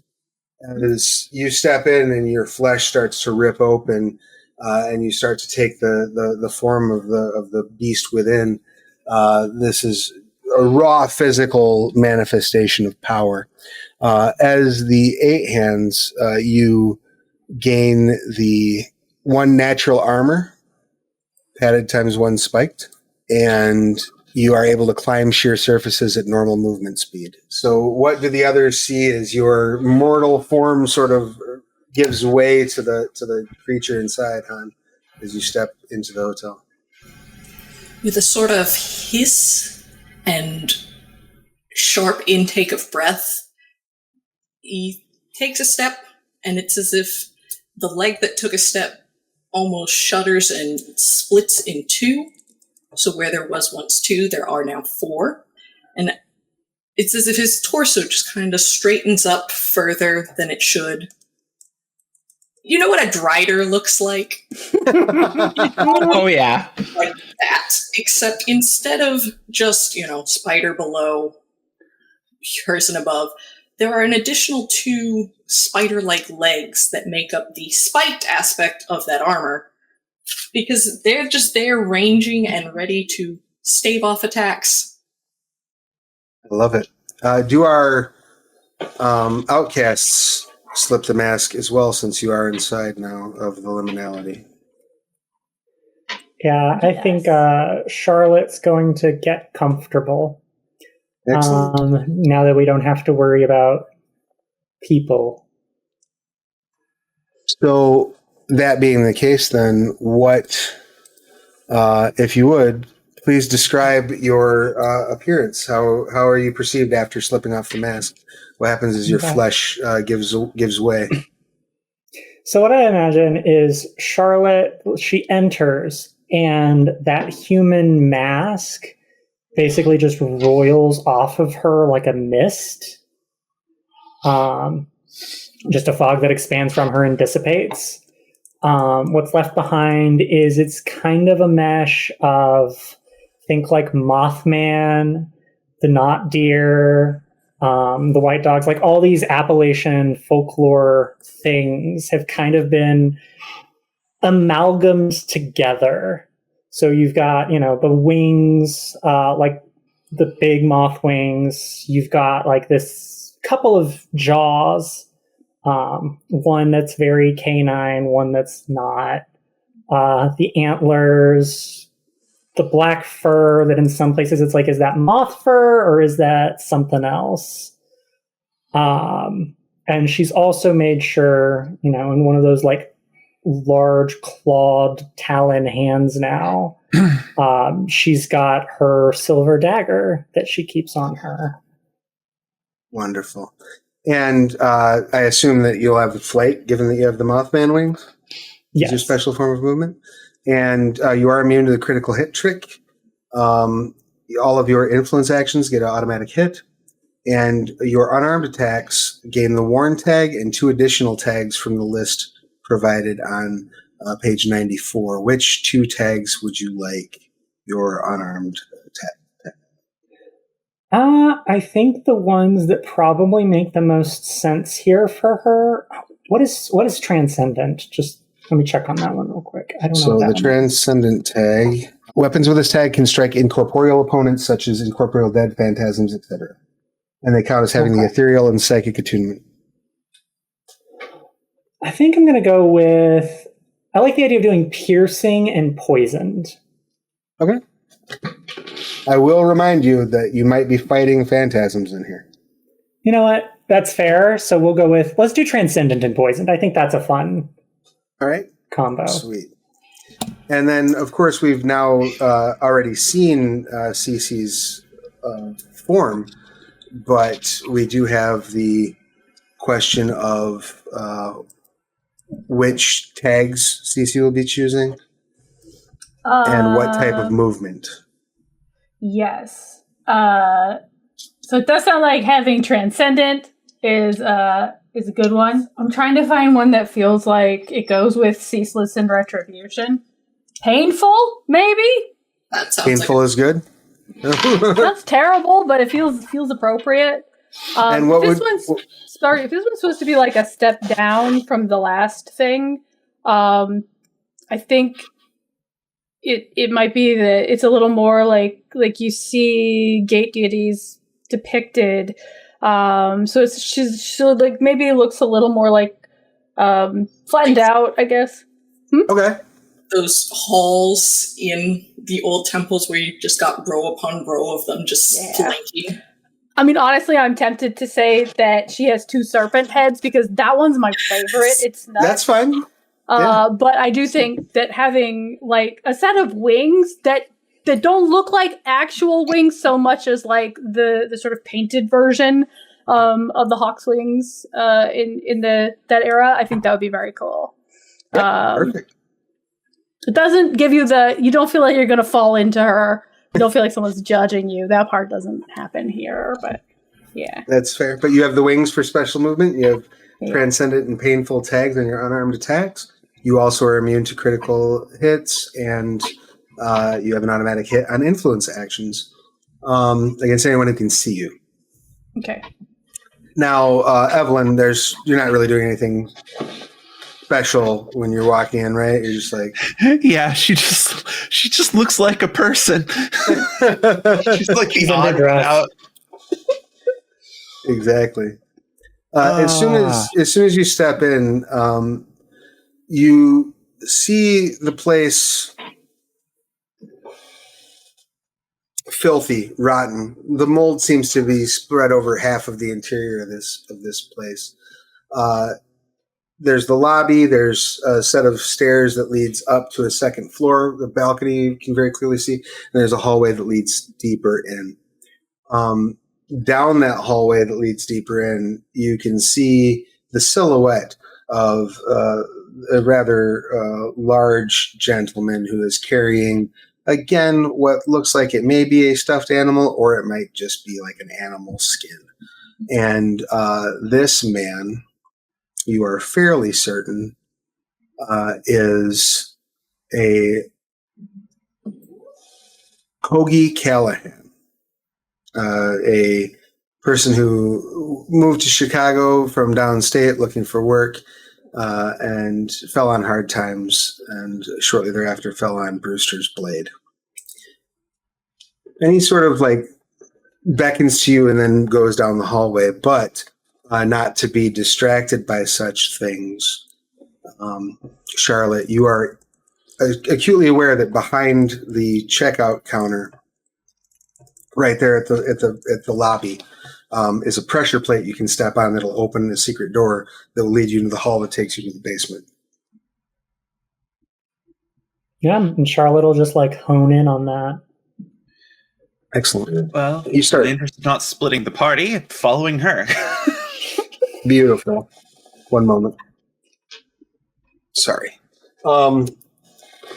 Is everybody following along then? Oh yeah. Yep.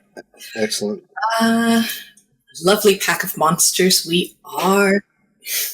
Now, as you're making your way there, of course, Charlotte is unimpeded. The rest of you, however, have no such benefit. Oh. As you're walking in, a couple things automatically, like, you clock a couple of very difficult things. One, you can feel the very energy of your curse almost being seeped from you. Rude. Anytime that you bleed a curse die to activate any ability while within this building will cost you an additional curse die. Oh. You also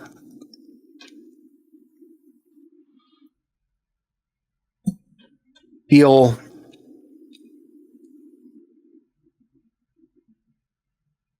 a pressure, not so much a physical entanglement, but as if the actual weight of your emotions is making it difficult for you to move through the area. The overgrowth status effect applies to everyone, with the exception, of course, of Charlotte, who is immune to it at this point. This is not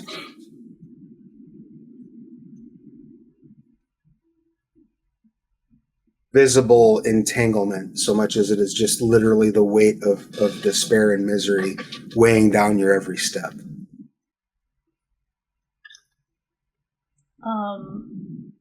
So Cece has a bulletproof heart.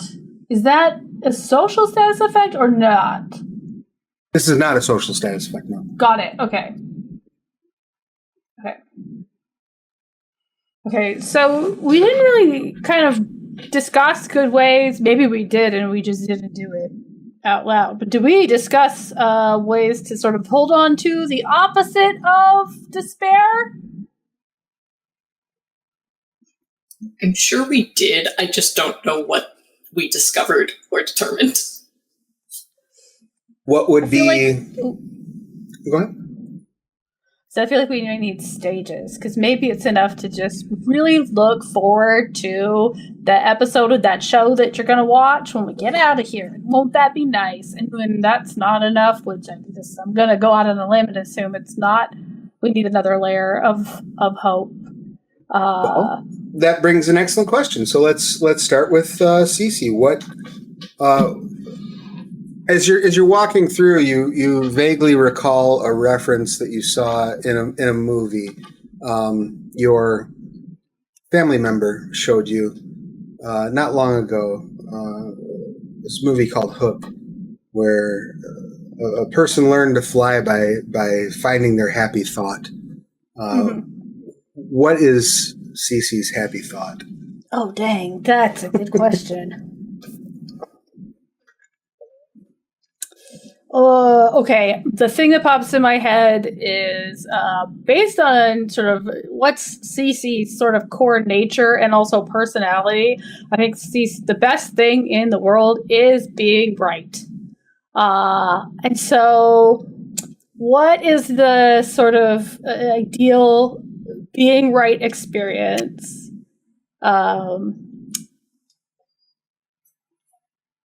for someone like Cece? Can you say I told you so? Well, you are an underworld gate, right? Yeah. So it would stand to reason that maybe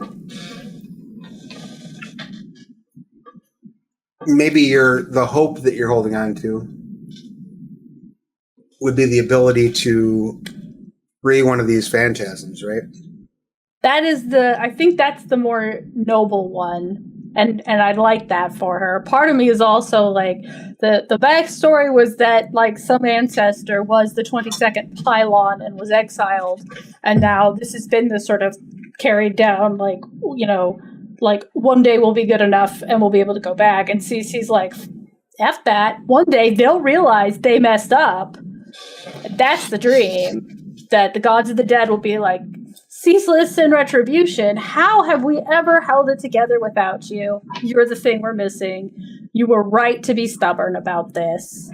That's not very noble. It doesn't line up with my long-term goal, which is to prevent a tragedy. So maybe these are knitted together. That if I write this wrong and I show that I am good and I am always right, then I will be sort of welcomed back. And she may know intellectually that's not happening. But like emotionally, that's the thing she really wants. But it's very interesting, yes. So I tell you what skill do you think realizing for Cece, this is just a matter of navigating space, of moving from A to B. That's really all it is. However, to look at the meta of the situation, Aaron is aware that this is a almost multi-planar struggle that you are now engaged in. The outside is engaged, the physical world is engaged, the liminality itself has its say in it, and then of course this Underworld Gates very being has something to say about this as well.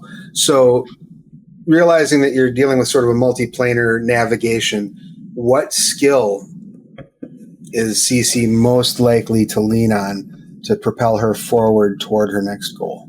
Does empathy work turned towards yourself as well? Absolutely can, yeah, absolutely. It's definitely empathy. I think that Cece thinks this is what brings her above. She might really like being right, but she really does care about people.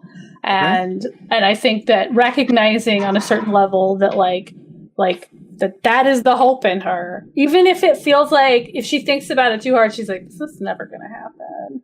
But it's like, no, but you act, that is really what you want. And you want to do this by helping those people out. And how hard would it be to be trapped in a place like this through no fault of your own? And so there's this combination of sort of like tender empathy and also being really angry and wanting to bring said retribution down on the serial killer that started all this mess. That feels like it. Cool. In that case, let's go ahead and do the empathy, and let's add your resolve attribute to that.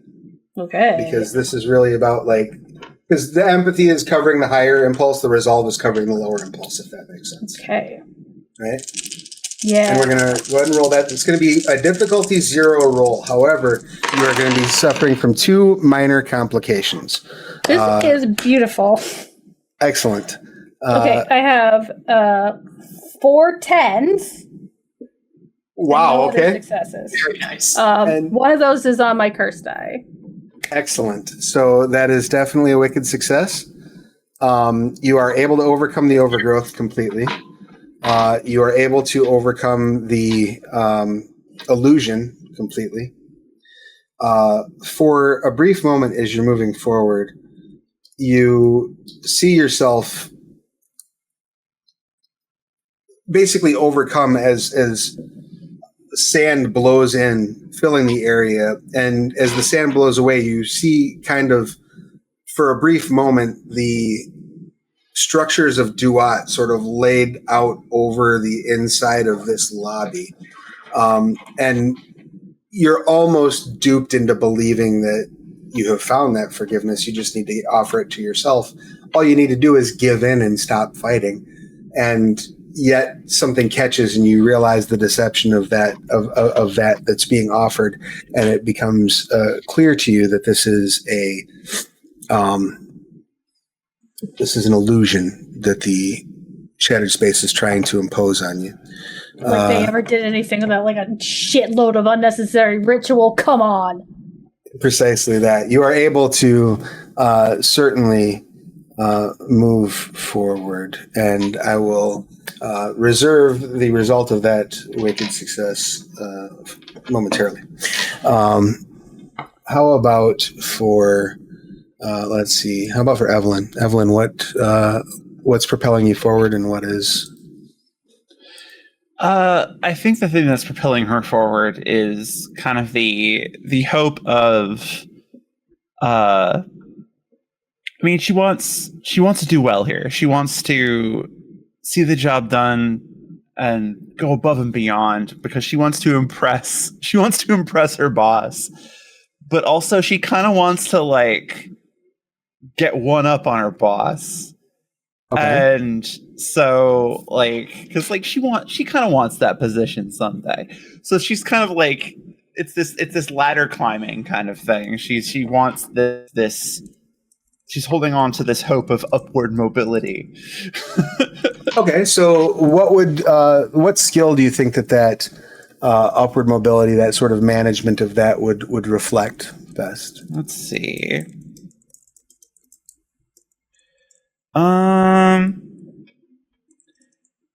Like really the stuff that I think ties into that the best would be either like leadership or maybe persuasion to be like because convincing people. Sure. I would say leadership unless unless you have any grand objection to that. And then I think that lower that more base sort of impulse, the ladder climbing sort of aspect, I would say we'll lead on cunning. Right?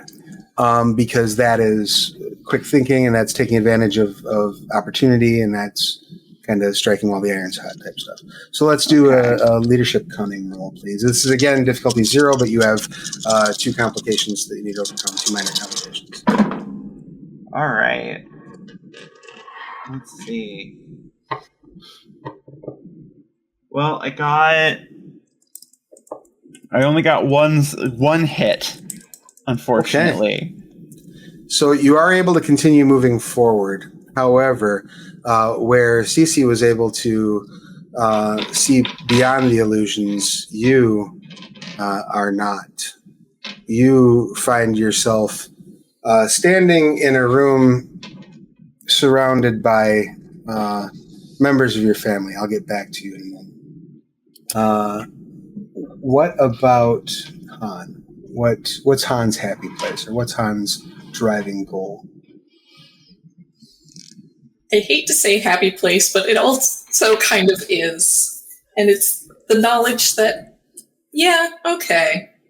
Uncle may have had my mother and father, arranged to have them killed and done his best to ensure that I would not be able to, in fact, carry on the family legacy. And he thinks no one knows this, but I do.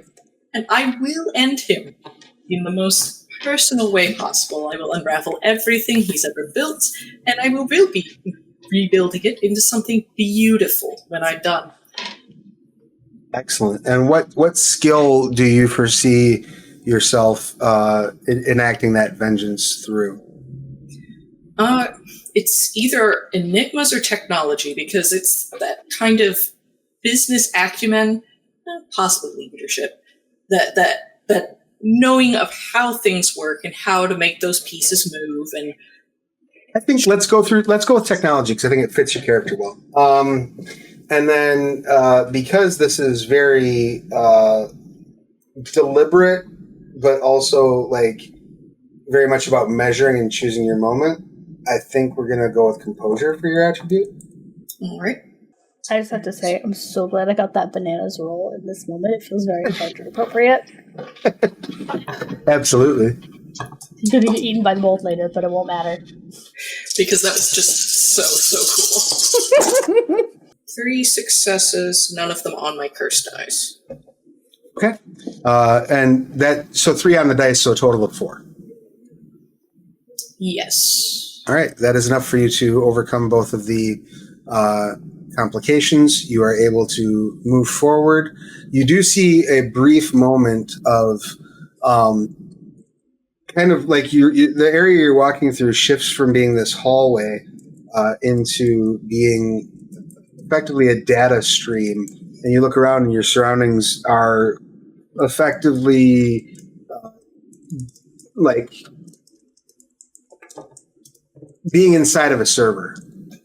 And you're seeing, it's almost like a hacker's-esque representation of data. Like you're seeing like images instead of like ones and zeros or lines of code. But these are all things that you think are key to that ultimate goal, but are just a touch beyond your reach. And that falls to the side as you instead see Charlotte up ahead, kind of like, you coming? So, Charlotte, you're in pursuit. And while you're in pursuit, you're pretty locked on it. I would ask, I will say because you just overcome those complications but got no additional successes, that you're just barreling forward. You're not really coaching your surroundings. But Cece is. And you catch that sensation, just a itch in the back of your neck, and you look over your shoulder and you can see very clearly that Evelyn seems to be engaged by something. Oh, no. Something that's not there. And you have a flash of insight. You see in your mind's eye a scale. And on one side of the scale is a heart. And on the other side of the scale, you see Evelyn. And it just flashes for a moment. You have the opportunity to reach back and grab Evelyn. But you have a deep feeling at the core of your being that if you do so, it's going to cost you. Going to weigh against you. It's going to cause you to lose an opportunity. Oh, see, but that sucks because these are my friends, and while Evelyn did get me into this shit, I followed her because we're besties. For the record, I did think about the fact that you eat hearts, but I think the heart is metaphorical, and even if you eat people's hearts, it does show up in the underworld, so it's not a big deal. Just, like, don't tell my mom, okay? Anyway. So, yeah, no, I'm gonna... I feel like what I'd ideally like to do is grab for Evelyn and shout ahead that it's got Evelyn, in the hopes that I can sort of pass that up. And I know it's going to be hard to stop Charlotte. Sure. I'm tempted to see if my archonic voice is for this, just because I want to do the thing. But I mean, sure. What would the archonic voice do? I don't know. It says activate this spell when speaking. Choose a single target out to long range to inflict the awed status effect on, with you as the target. Oh, I don't want to awe her. I just thought maybe, I don't think breaking the spell is necessarily a good idea. Although if we split up, it's really not great. Do I have a sense if that would even work on her? Because I don't know. Can you awe another outsider? You absolutely can, like, but bitch, I've seen that move before. Right now, it probably wouldn't because she's under the effect of that other of the power that she activated. So nothing is going to stop her moving forward at this point. Yeah. Okay. Implacable, you might say. Yeah. One however, if you do get me, I do have something up my sleeve that could potentially bridge the gap, metaphorically. Well, interesting. So, to clarify, you are fairly certain that if you grab Evelyn and physically bring her, that will resolve the immediate problem. Okay. So you don't feel like you're gonna have to you're not concerned you're gonna lose Charlotte because Charlotte's not that far ahead of you. Okay. I feel like I do feel like Cece's probably like anxious enough about that possibility that I'm going to normal shout ahead. but grab Evelyn and yank her out of whatever's going on. You'd be like, I don't know what they're promising you, but you need to knock it off. Evelyn, I know it's about your family. As you're standing there, you see a woman wheel up to you in a wheelchair. Delilah LaFleur, the elder that this party is being thrown for. As far as you know, the heirs don't age. Yet she seems to have been ravaged by old age. It could be some other aspect of the curse. It could be a completely unrelated reason. Perhaps somebody accursed her when she was already infirm. You don't know. But she wheels up to you. Just a very frail-looking elderly woman wearing a extremely expensive dress. Of course. And she leans forward as if she's about to say something to you. And she only is able to whisper, "My child," before you feel a hand basically on your neck. And there's a flapping of wings and a brush of hot desert air as you're pulled back to your senses and begin moving. Oh, what? What the hell? You got all illusioned. God damn it.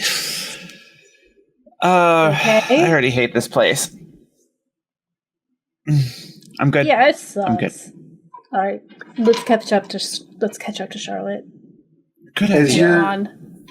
As you're moving along, you go into one of these secret passages that Brewster had installed in the hotel. And the inside of this passage, it's just wide enough for one person to walk through. In fact, in your primal form, you are literally squeezing yourself down that hallway, hon. It's not fun. And you're scraping off, excuse me, you're scraping off literal handfuls of mold as you're walking through. Oh, no. It's pretty nasty. As a matter of fact, You just watch spider body curl up tighter and tighter as it can, and just about it. it's so nasty that it's going to attempt to attack you. Of course it is. Now, you have enhancement on defensive actions, correct? Mm-hmm. So the way the defense would work is you would roll your stamina, and then you'd apply whatever enhancements you have. Do curse die factor into this? Yes. Those two. Those two that want me dead. Alright, that's 2 with one curse die success. All right. So you got a total of 2 hits with 1 curse die success? Mm-hmm. All right, excellent. You are able to avoid any sort of infectious qualities of this mold as you start scraping your way through it. It's falling off of you as fast as you're accumulating it. You manage to sort of shake your spidery legs rapidly enough to kick off the extra before it digs into your flesh. That awful attempt to scrub myself down. It's terrible. The rest of you who are walking through that hallway, just so I'm sure on the marching order, because Evelyn stopped, we're going to go ahead and say that we've got Charlotte up front, we've got Han next, and then we've got Evelyn and Cece bringing up the rear. So let's have Evelyn and Cece both make a survival action. This may pair with whatever attribute you think is best. The 2 that immediately spring to mind to me would be either stamina, so either survival stamina or survival cunning, perhaps, if you're trying to pull your shirt over your face in time before this mold gets into your face. Okay. And if we don't have, if I don't have a survival skill, You can still just roll the you attribute. can still roll for it. Okay. Well, those are the same. So I'm gonna go with stamina. And I got two hits on mine. Both of them cursed dice, because that's all I got. Excellent. Yep. I got both. I had to roll 2 cursed dice. One is a failure and one is a 10. Excellent. Okay. So you both managed to avoid being infected by this mold. And the weight of judgment that you felt on you a moment ago, Stacy, passes as if perhaps there was a test within a test, and you managed to pass both. I'm pleased, and I also feel like it should have all been written out somewhere, so I know all of this, but I'm letting go of that. A simple contract, please. Right?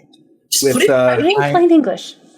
With that said, Charlotte, you round the next corner and find yourself in basically the tunnel that you had gone down gently sloped downwards, taking you underground.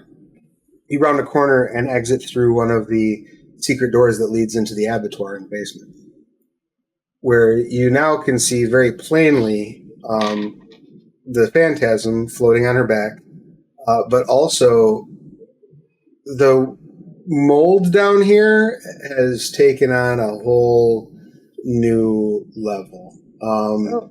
It's got a very it's giving T-virus. There are terrifying. bulbs of fleshy bits sticking out of the mold. You can clearly hear like a thumping as something organic is beating, and you're fairly certain that on that wall over there is a lung type structure that is just breathing in and out. Hello, storyteller. So, one of the things I can do as a primal is bleed curse die to ask question. You can, yes. But remember, because of where you're at right now, everything that you do that bleeds a curse die, you have to bleed to. Yes. So, I will do that. I'm going to bleed those 2. And I would like to ask you, what here is weakest to me? That is an excellent question. I would say the Weeping Scar is probably the most susceptible. I forgot. I thought you had the Transcendent tag, but that's the Outsiders that are carrying it. So yeah, no. In that case, yeah, the lung is probably the most directly thing. You'd like to attack it? I absolutely would. Unless other people would like to do something first, in which case, please do. I don't necessarily need to do what I want first, but like with the beating of the heart, Evelyn's gonna hone in on that and try to find the heart. Oh, this is God. like you go in a restaurant, they're like, here's a burger that's the size of a pizza plate, and if you can eat it in an hour. Yes, it's the 86er of curses. What about Charlotte? Since Charlotte, you probably have the most you have the least sort of, I guess, feedback going on in terms of just communication noise, and you're the least surprised by what's going on because you've kind of been tuned into this. So just to get an order of action together, we'll say that you will resolve your action first. So what would you do, Charlotte? I mean, Charlotte's honed in on her target. It's time to give this phantasm some rest. All right, so you're just going to put the phantasm down. That's your aim? Yeah. All right. In that case, go ahead and give me we'll go close combat might, unless there's another way you would like to approach that.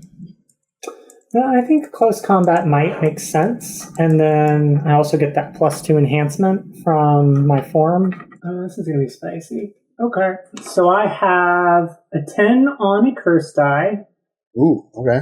I have, and then 3 hits. Excellent. In addition to the 10. Excellent. And then you also have the 2 enhancement, correct? Yeah, that's including. Yeah, that's including. And then the other. So it's a 10 on a curse die and an 8 on a curse die. So okay. A hit and a crit. Excellent. You reach back and just strike this thing. And what does your attack look like? Because this is an unarmed strike, but it's carrying this mystical energy. So how does this appear as you reach forward to end her suffering? I imagine that like she just like there's one pump of the wings to like play off the momentum, and then because she's got the silver dagger in one hand, so the other hand is what strikes forward, and you've got that fog roiling around it, that transcendent. As her claws strike it, and then there's going to be potentially that poisoned effect from some of those hits. Sure, so applying the poison to the dead, to the phantasm. I'm poisoning the ghost. So under normal circumstances, your blow was true. You would have easily discorporated this creature, but something beyond has occurred. Perhaps it's all of the care that you all have put in to your approach. Perhaps it is just a quirk of the curse. But as you strike her, you smack her down from the pedestal upon which she's floating. What you're assuming was like a table or something that the Brewster would use on his victims. And rather than immediately discorporating, she hits the ground, and for the briefest of moments, you see her, everything about her that says phantasm fades. Her expression goes from one of anger and rage and pain to one of contentment. She looks up at you and she says, "Thank you." As you all register that effectively the impossible has happened. You have shaken her loose from her entrapment, but only for a moment. She does discorporate, and as she discorporates, she sort of comes apart into sparkles of light, and those sparkles of light fly into Cece's mouth. And disappear. Yes, right, gate.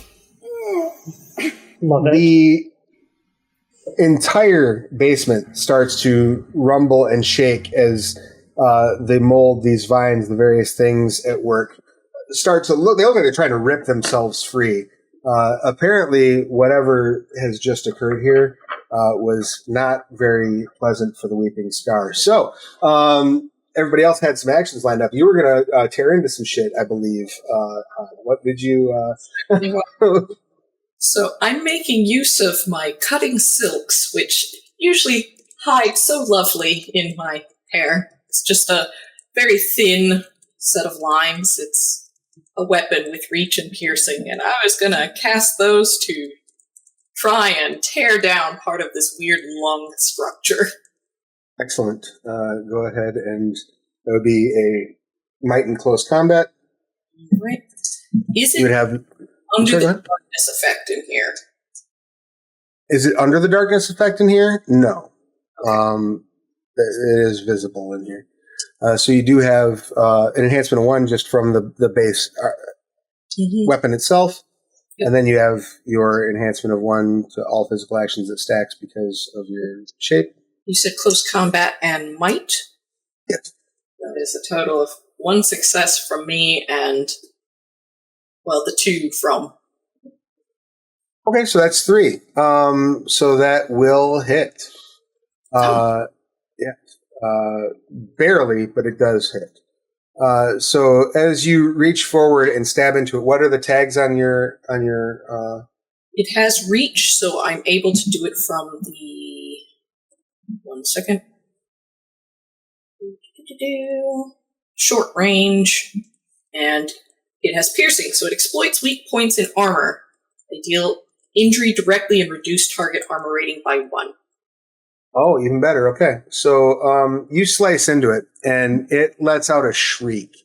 However, as it does let out that shriek, three other phantasms come basically pouring into the room through the walls. Other victims that have been seemingly called to this place by the suffering of the weeping scar. What would Cece like to do? So having done the slip the mask thing. Oh, that was one of my short-term goals. I'm so pleased. Okay. So I guess at this point, I have unarmed strike. I would like my wings to be the thing I try to hit stuff with, and the things that are coming at Han, I think, would be my first target. All right, excellent. So let's go ahead and do a might close combat, unless you have a different skill attribute combination you'd like to lean on. Can I argue it's dexterity? Sure, yeah. Aiming. Absolutely. And it's kind of a dance, and it's kind of a, I would say close combat dexterity would be fine. I got 1 success and 1 failure. 1-1 on my curse. They're all cursed dice. Okay. All right. So that is still a success. So Okay. you do not, that is all you needed. So you do hit one of them, and as you do, it dissipates. This one does not have any moment of catharsis. It just screams and then dissipates into nothingness. Evelyn. Yes. What do you got? Well, I'm trying to locate where the heartbeat's coming from. Oh, that's pretty obvious. You can see the pulsing fleshy mass. Okay, then I'm going to... So she's got this folding knife that she uses. And she's going to unfold that and walk up and try to drive the knife into it. All right, go ahead and give me a close combat might. Okay. Unless there's an argument you'd like to make for something else. No. I think that works perfectly. And for as far as the tags on the knife go, I figured it's concealable and piercing. Okay. And it said they generally give at least +1 enhancement. Yep. Weapons do. Okay. Ooh. So, okay. One of the dice rolled a 1. The rest are a 9, an 8, and a 10. Excellent. So altogether, that's 5. 5 hits. Wonderful. All of it's all cursed dice. Great, even better. You lunge forward and you just let out a screech and stab this thing. As you stab it, a black tarry fluid sort of ejects forth from it. And you realize that this is what one might consider the blood of this thing. This is, you have stabbed it in its heart.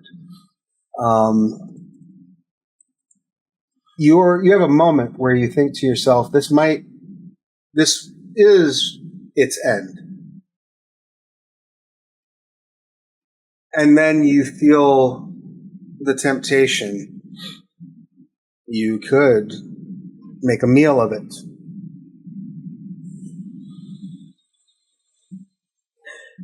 Oh. Are you going to eat the despair hole? Death rave at the Remington, aka that's. You know what? We're doing a 2-shot here. I kind of want to YOLO this thing. All right. I want to eat the despair hole's heart. Eat the heart of the despair.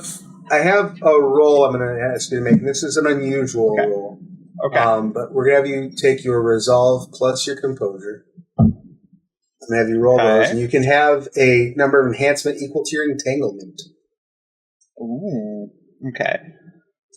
that is resolve is 3, composure is 2, so that's 5, and then 1 more for my entanglement. Also, in the very act of eating this, you gain a curse die. So, curse die. Aha! I have 5 curse dice right now. Oh my goodness. Oh my god. Okay. I got 2 9s and a 10. Excellent. You devour the heart. As you do, you feel for a moment all of this despair, all of this anger, all of this pain well up inside you. But you're able to... Not even you. You don't feel that it's you. You feel that some aspect of your curse that's maybe beyond your control and perhaps before this very moment beyond your understanding rises up within you and consumes all that bit of negativity and just puts it away into a nice little box where one day perhaps you'll be able to use it.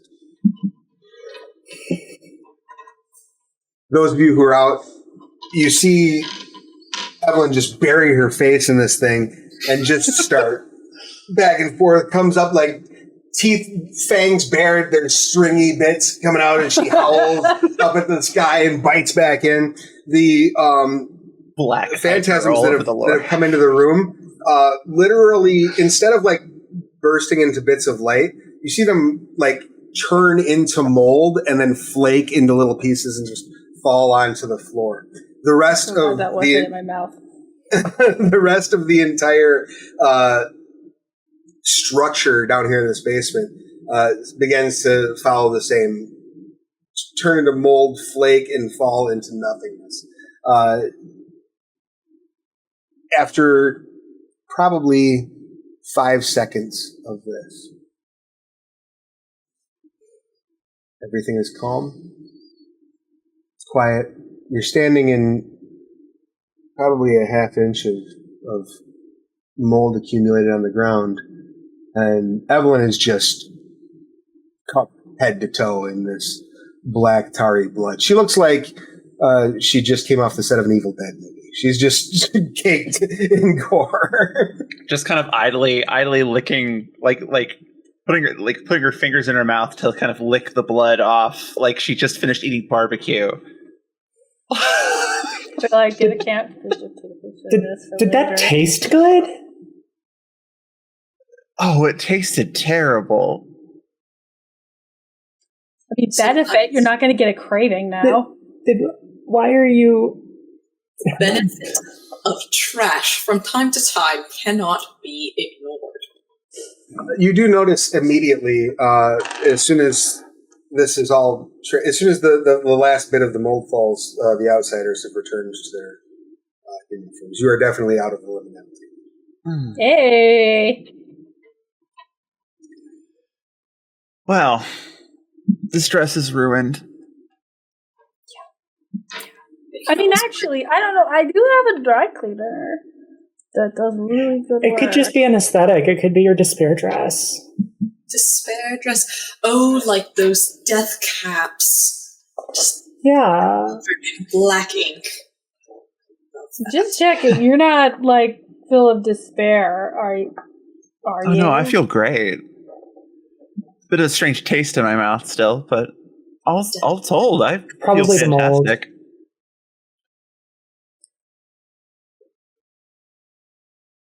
Okay. So it seems like we've fixed it? I mean...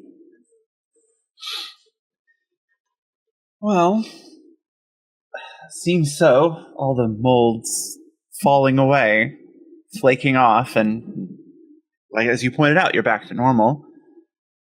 So this is our place now, right? Normal. I hate that we do it that way. Also, while we're at it, why is that outside when we've been kicked out to this? This is outside, I think.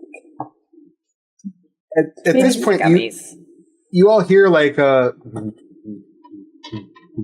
from above. Han, did you start a wait, no, that was Juniper that wanted to do the rave. No, The that rave, we should check on that. was me. I Was wanted you? to climbing up a That's wall. right, you were rave first. And Han, did you send out invites for a rave? I didn't send invites, but I should have. I've just got this image in my head of Han just like excitedly like scuttling up Yes, surfaces. Just like the ceiling. Just yee! Hustle rave. You make your way Definitely upstairs, and there is, in fact, she's got basically like a PA system on the flatbed of a truck that she is like a pickup truck that she's backed into the front of the building, basically, and is playing like EDM while spraying what appears to be like some sort of homemade mold killer on the walls. And screaming, like laugh screaming, as she thinks that this has taken out the mold. She's like, I did it. This is why she's so amazing. Good You job! did such a good job. At that point, Let her phone have rings. this. Your phone rings, Evelyn. Oh. Just like the phone just kind of shakes it off a little bit. Hello. Yeah, it is Casey. She says, I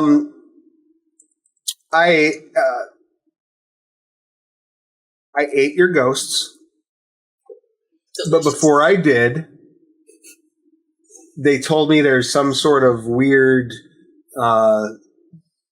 mind mess with you, sort of like spiritual possession thing going on in that building. You might not want to mess with it. I'll take that under advisement, but I certainly appreciate you finding that information for us. I'll forward another payment to your account. See to it that you do. I have indigestion from those things. She hangs up. What? Didn't tell us Evelyn, we anything. talked about this. You need right now. You delete her number right now. No, don't do it. But Don't do she's- it. She's useful. So you must keep her for as long as you can.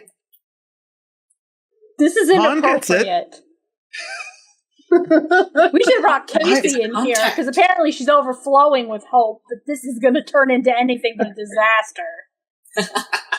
We should have. And it's about then that out across the We Spin mobile app, that invitations to an illicit rave at the Despair Hole at the Remington go out. But we should get rid of the mold before people show up. In parentheses, bring antifungal and anti-mold. Bring antifungals, wear a mask. Honestly, with how much of it's flaking off, bring a broom. For real. You celebrate your victory and are able to report to Vanessa that you had successfully cleaned the location. Is there any final activities, issues, things that you would like to address before we close the door or close the lid on this particular chapter of Curseborne? So this is our building? This is our building now. Once the party is done, yes. Excuse me. Vanessa did have that party planned, but as soon as that party is over. Yeah, we have a hotel. A murder hotel. A murder Not when I'm done with murder it. hotel that still has serious structural issues. Mm-hmm. That you ate the heart It out. needs mold remediation. It definitely. Well, I mean, it's not as bad as it could be. All the mold that's in there is dead. It's great fertilizer, which works for my plants. You know, I think, fortunately, this is going to be a huge tax write-off, because otherwise I would be very annoyed right now. But Evelyn, you owe me one. Of course. I always pay my debts. Well, on that note, then, that's where we will call it. Thank you all so much. This has been an incredibly fun time. Does anyone have any questions, comments, complaints, or concerns before we bid the audience adieu for the night? I have a comment. Yes, please. And that was, this was very fun. Thank you for putting it together for us. Thank you so much. Thank you so much for playing. I had a blast. I would love to get together and do it again sometime. We should talk. We should work it out. In the interim, though, I would like to remind the audience that we are currently crowdfunding for the Curseborne Player's Guide. If you head over to Kickstarter right now, you can back it. You can get access to the manuscript. You can get the Curseborne core book as an add-on there if you'd like, and all sorts of other cool stretch goals have already been unlocked. We're working to unlock more. So please do check it out. If you've already backed it, thank you. Please be sure to share the link to the Kickstarter with your friends. And thanks once again, Dungeon Scrawlers, for letting me come and play in your sandbox. I really had a great time. This was great. Wonderful to have you. Thanks. All right. Hi, everybody. Well, now, stay scrawly.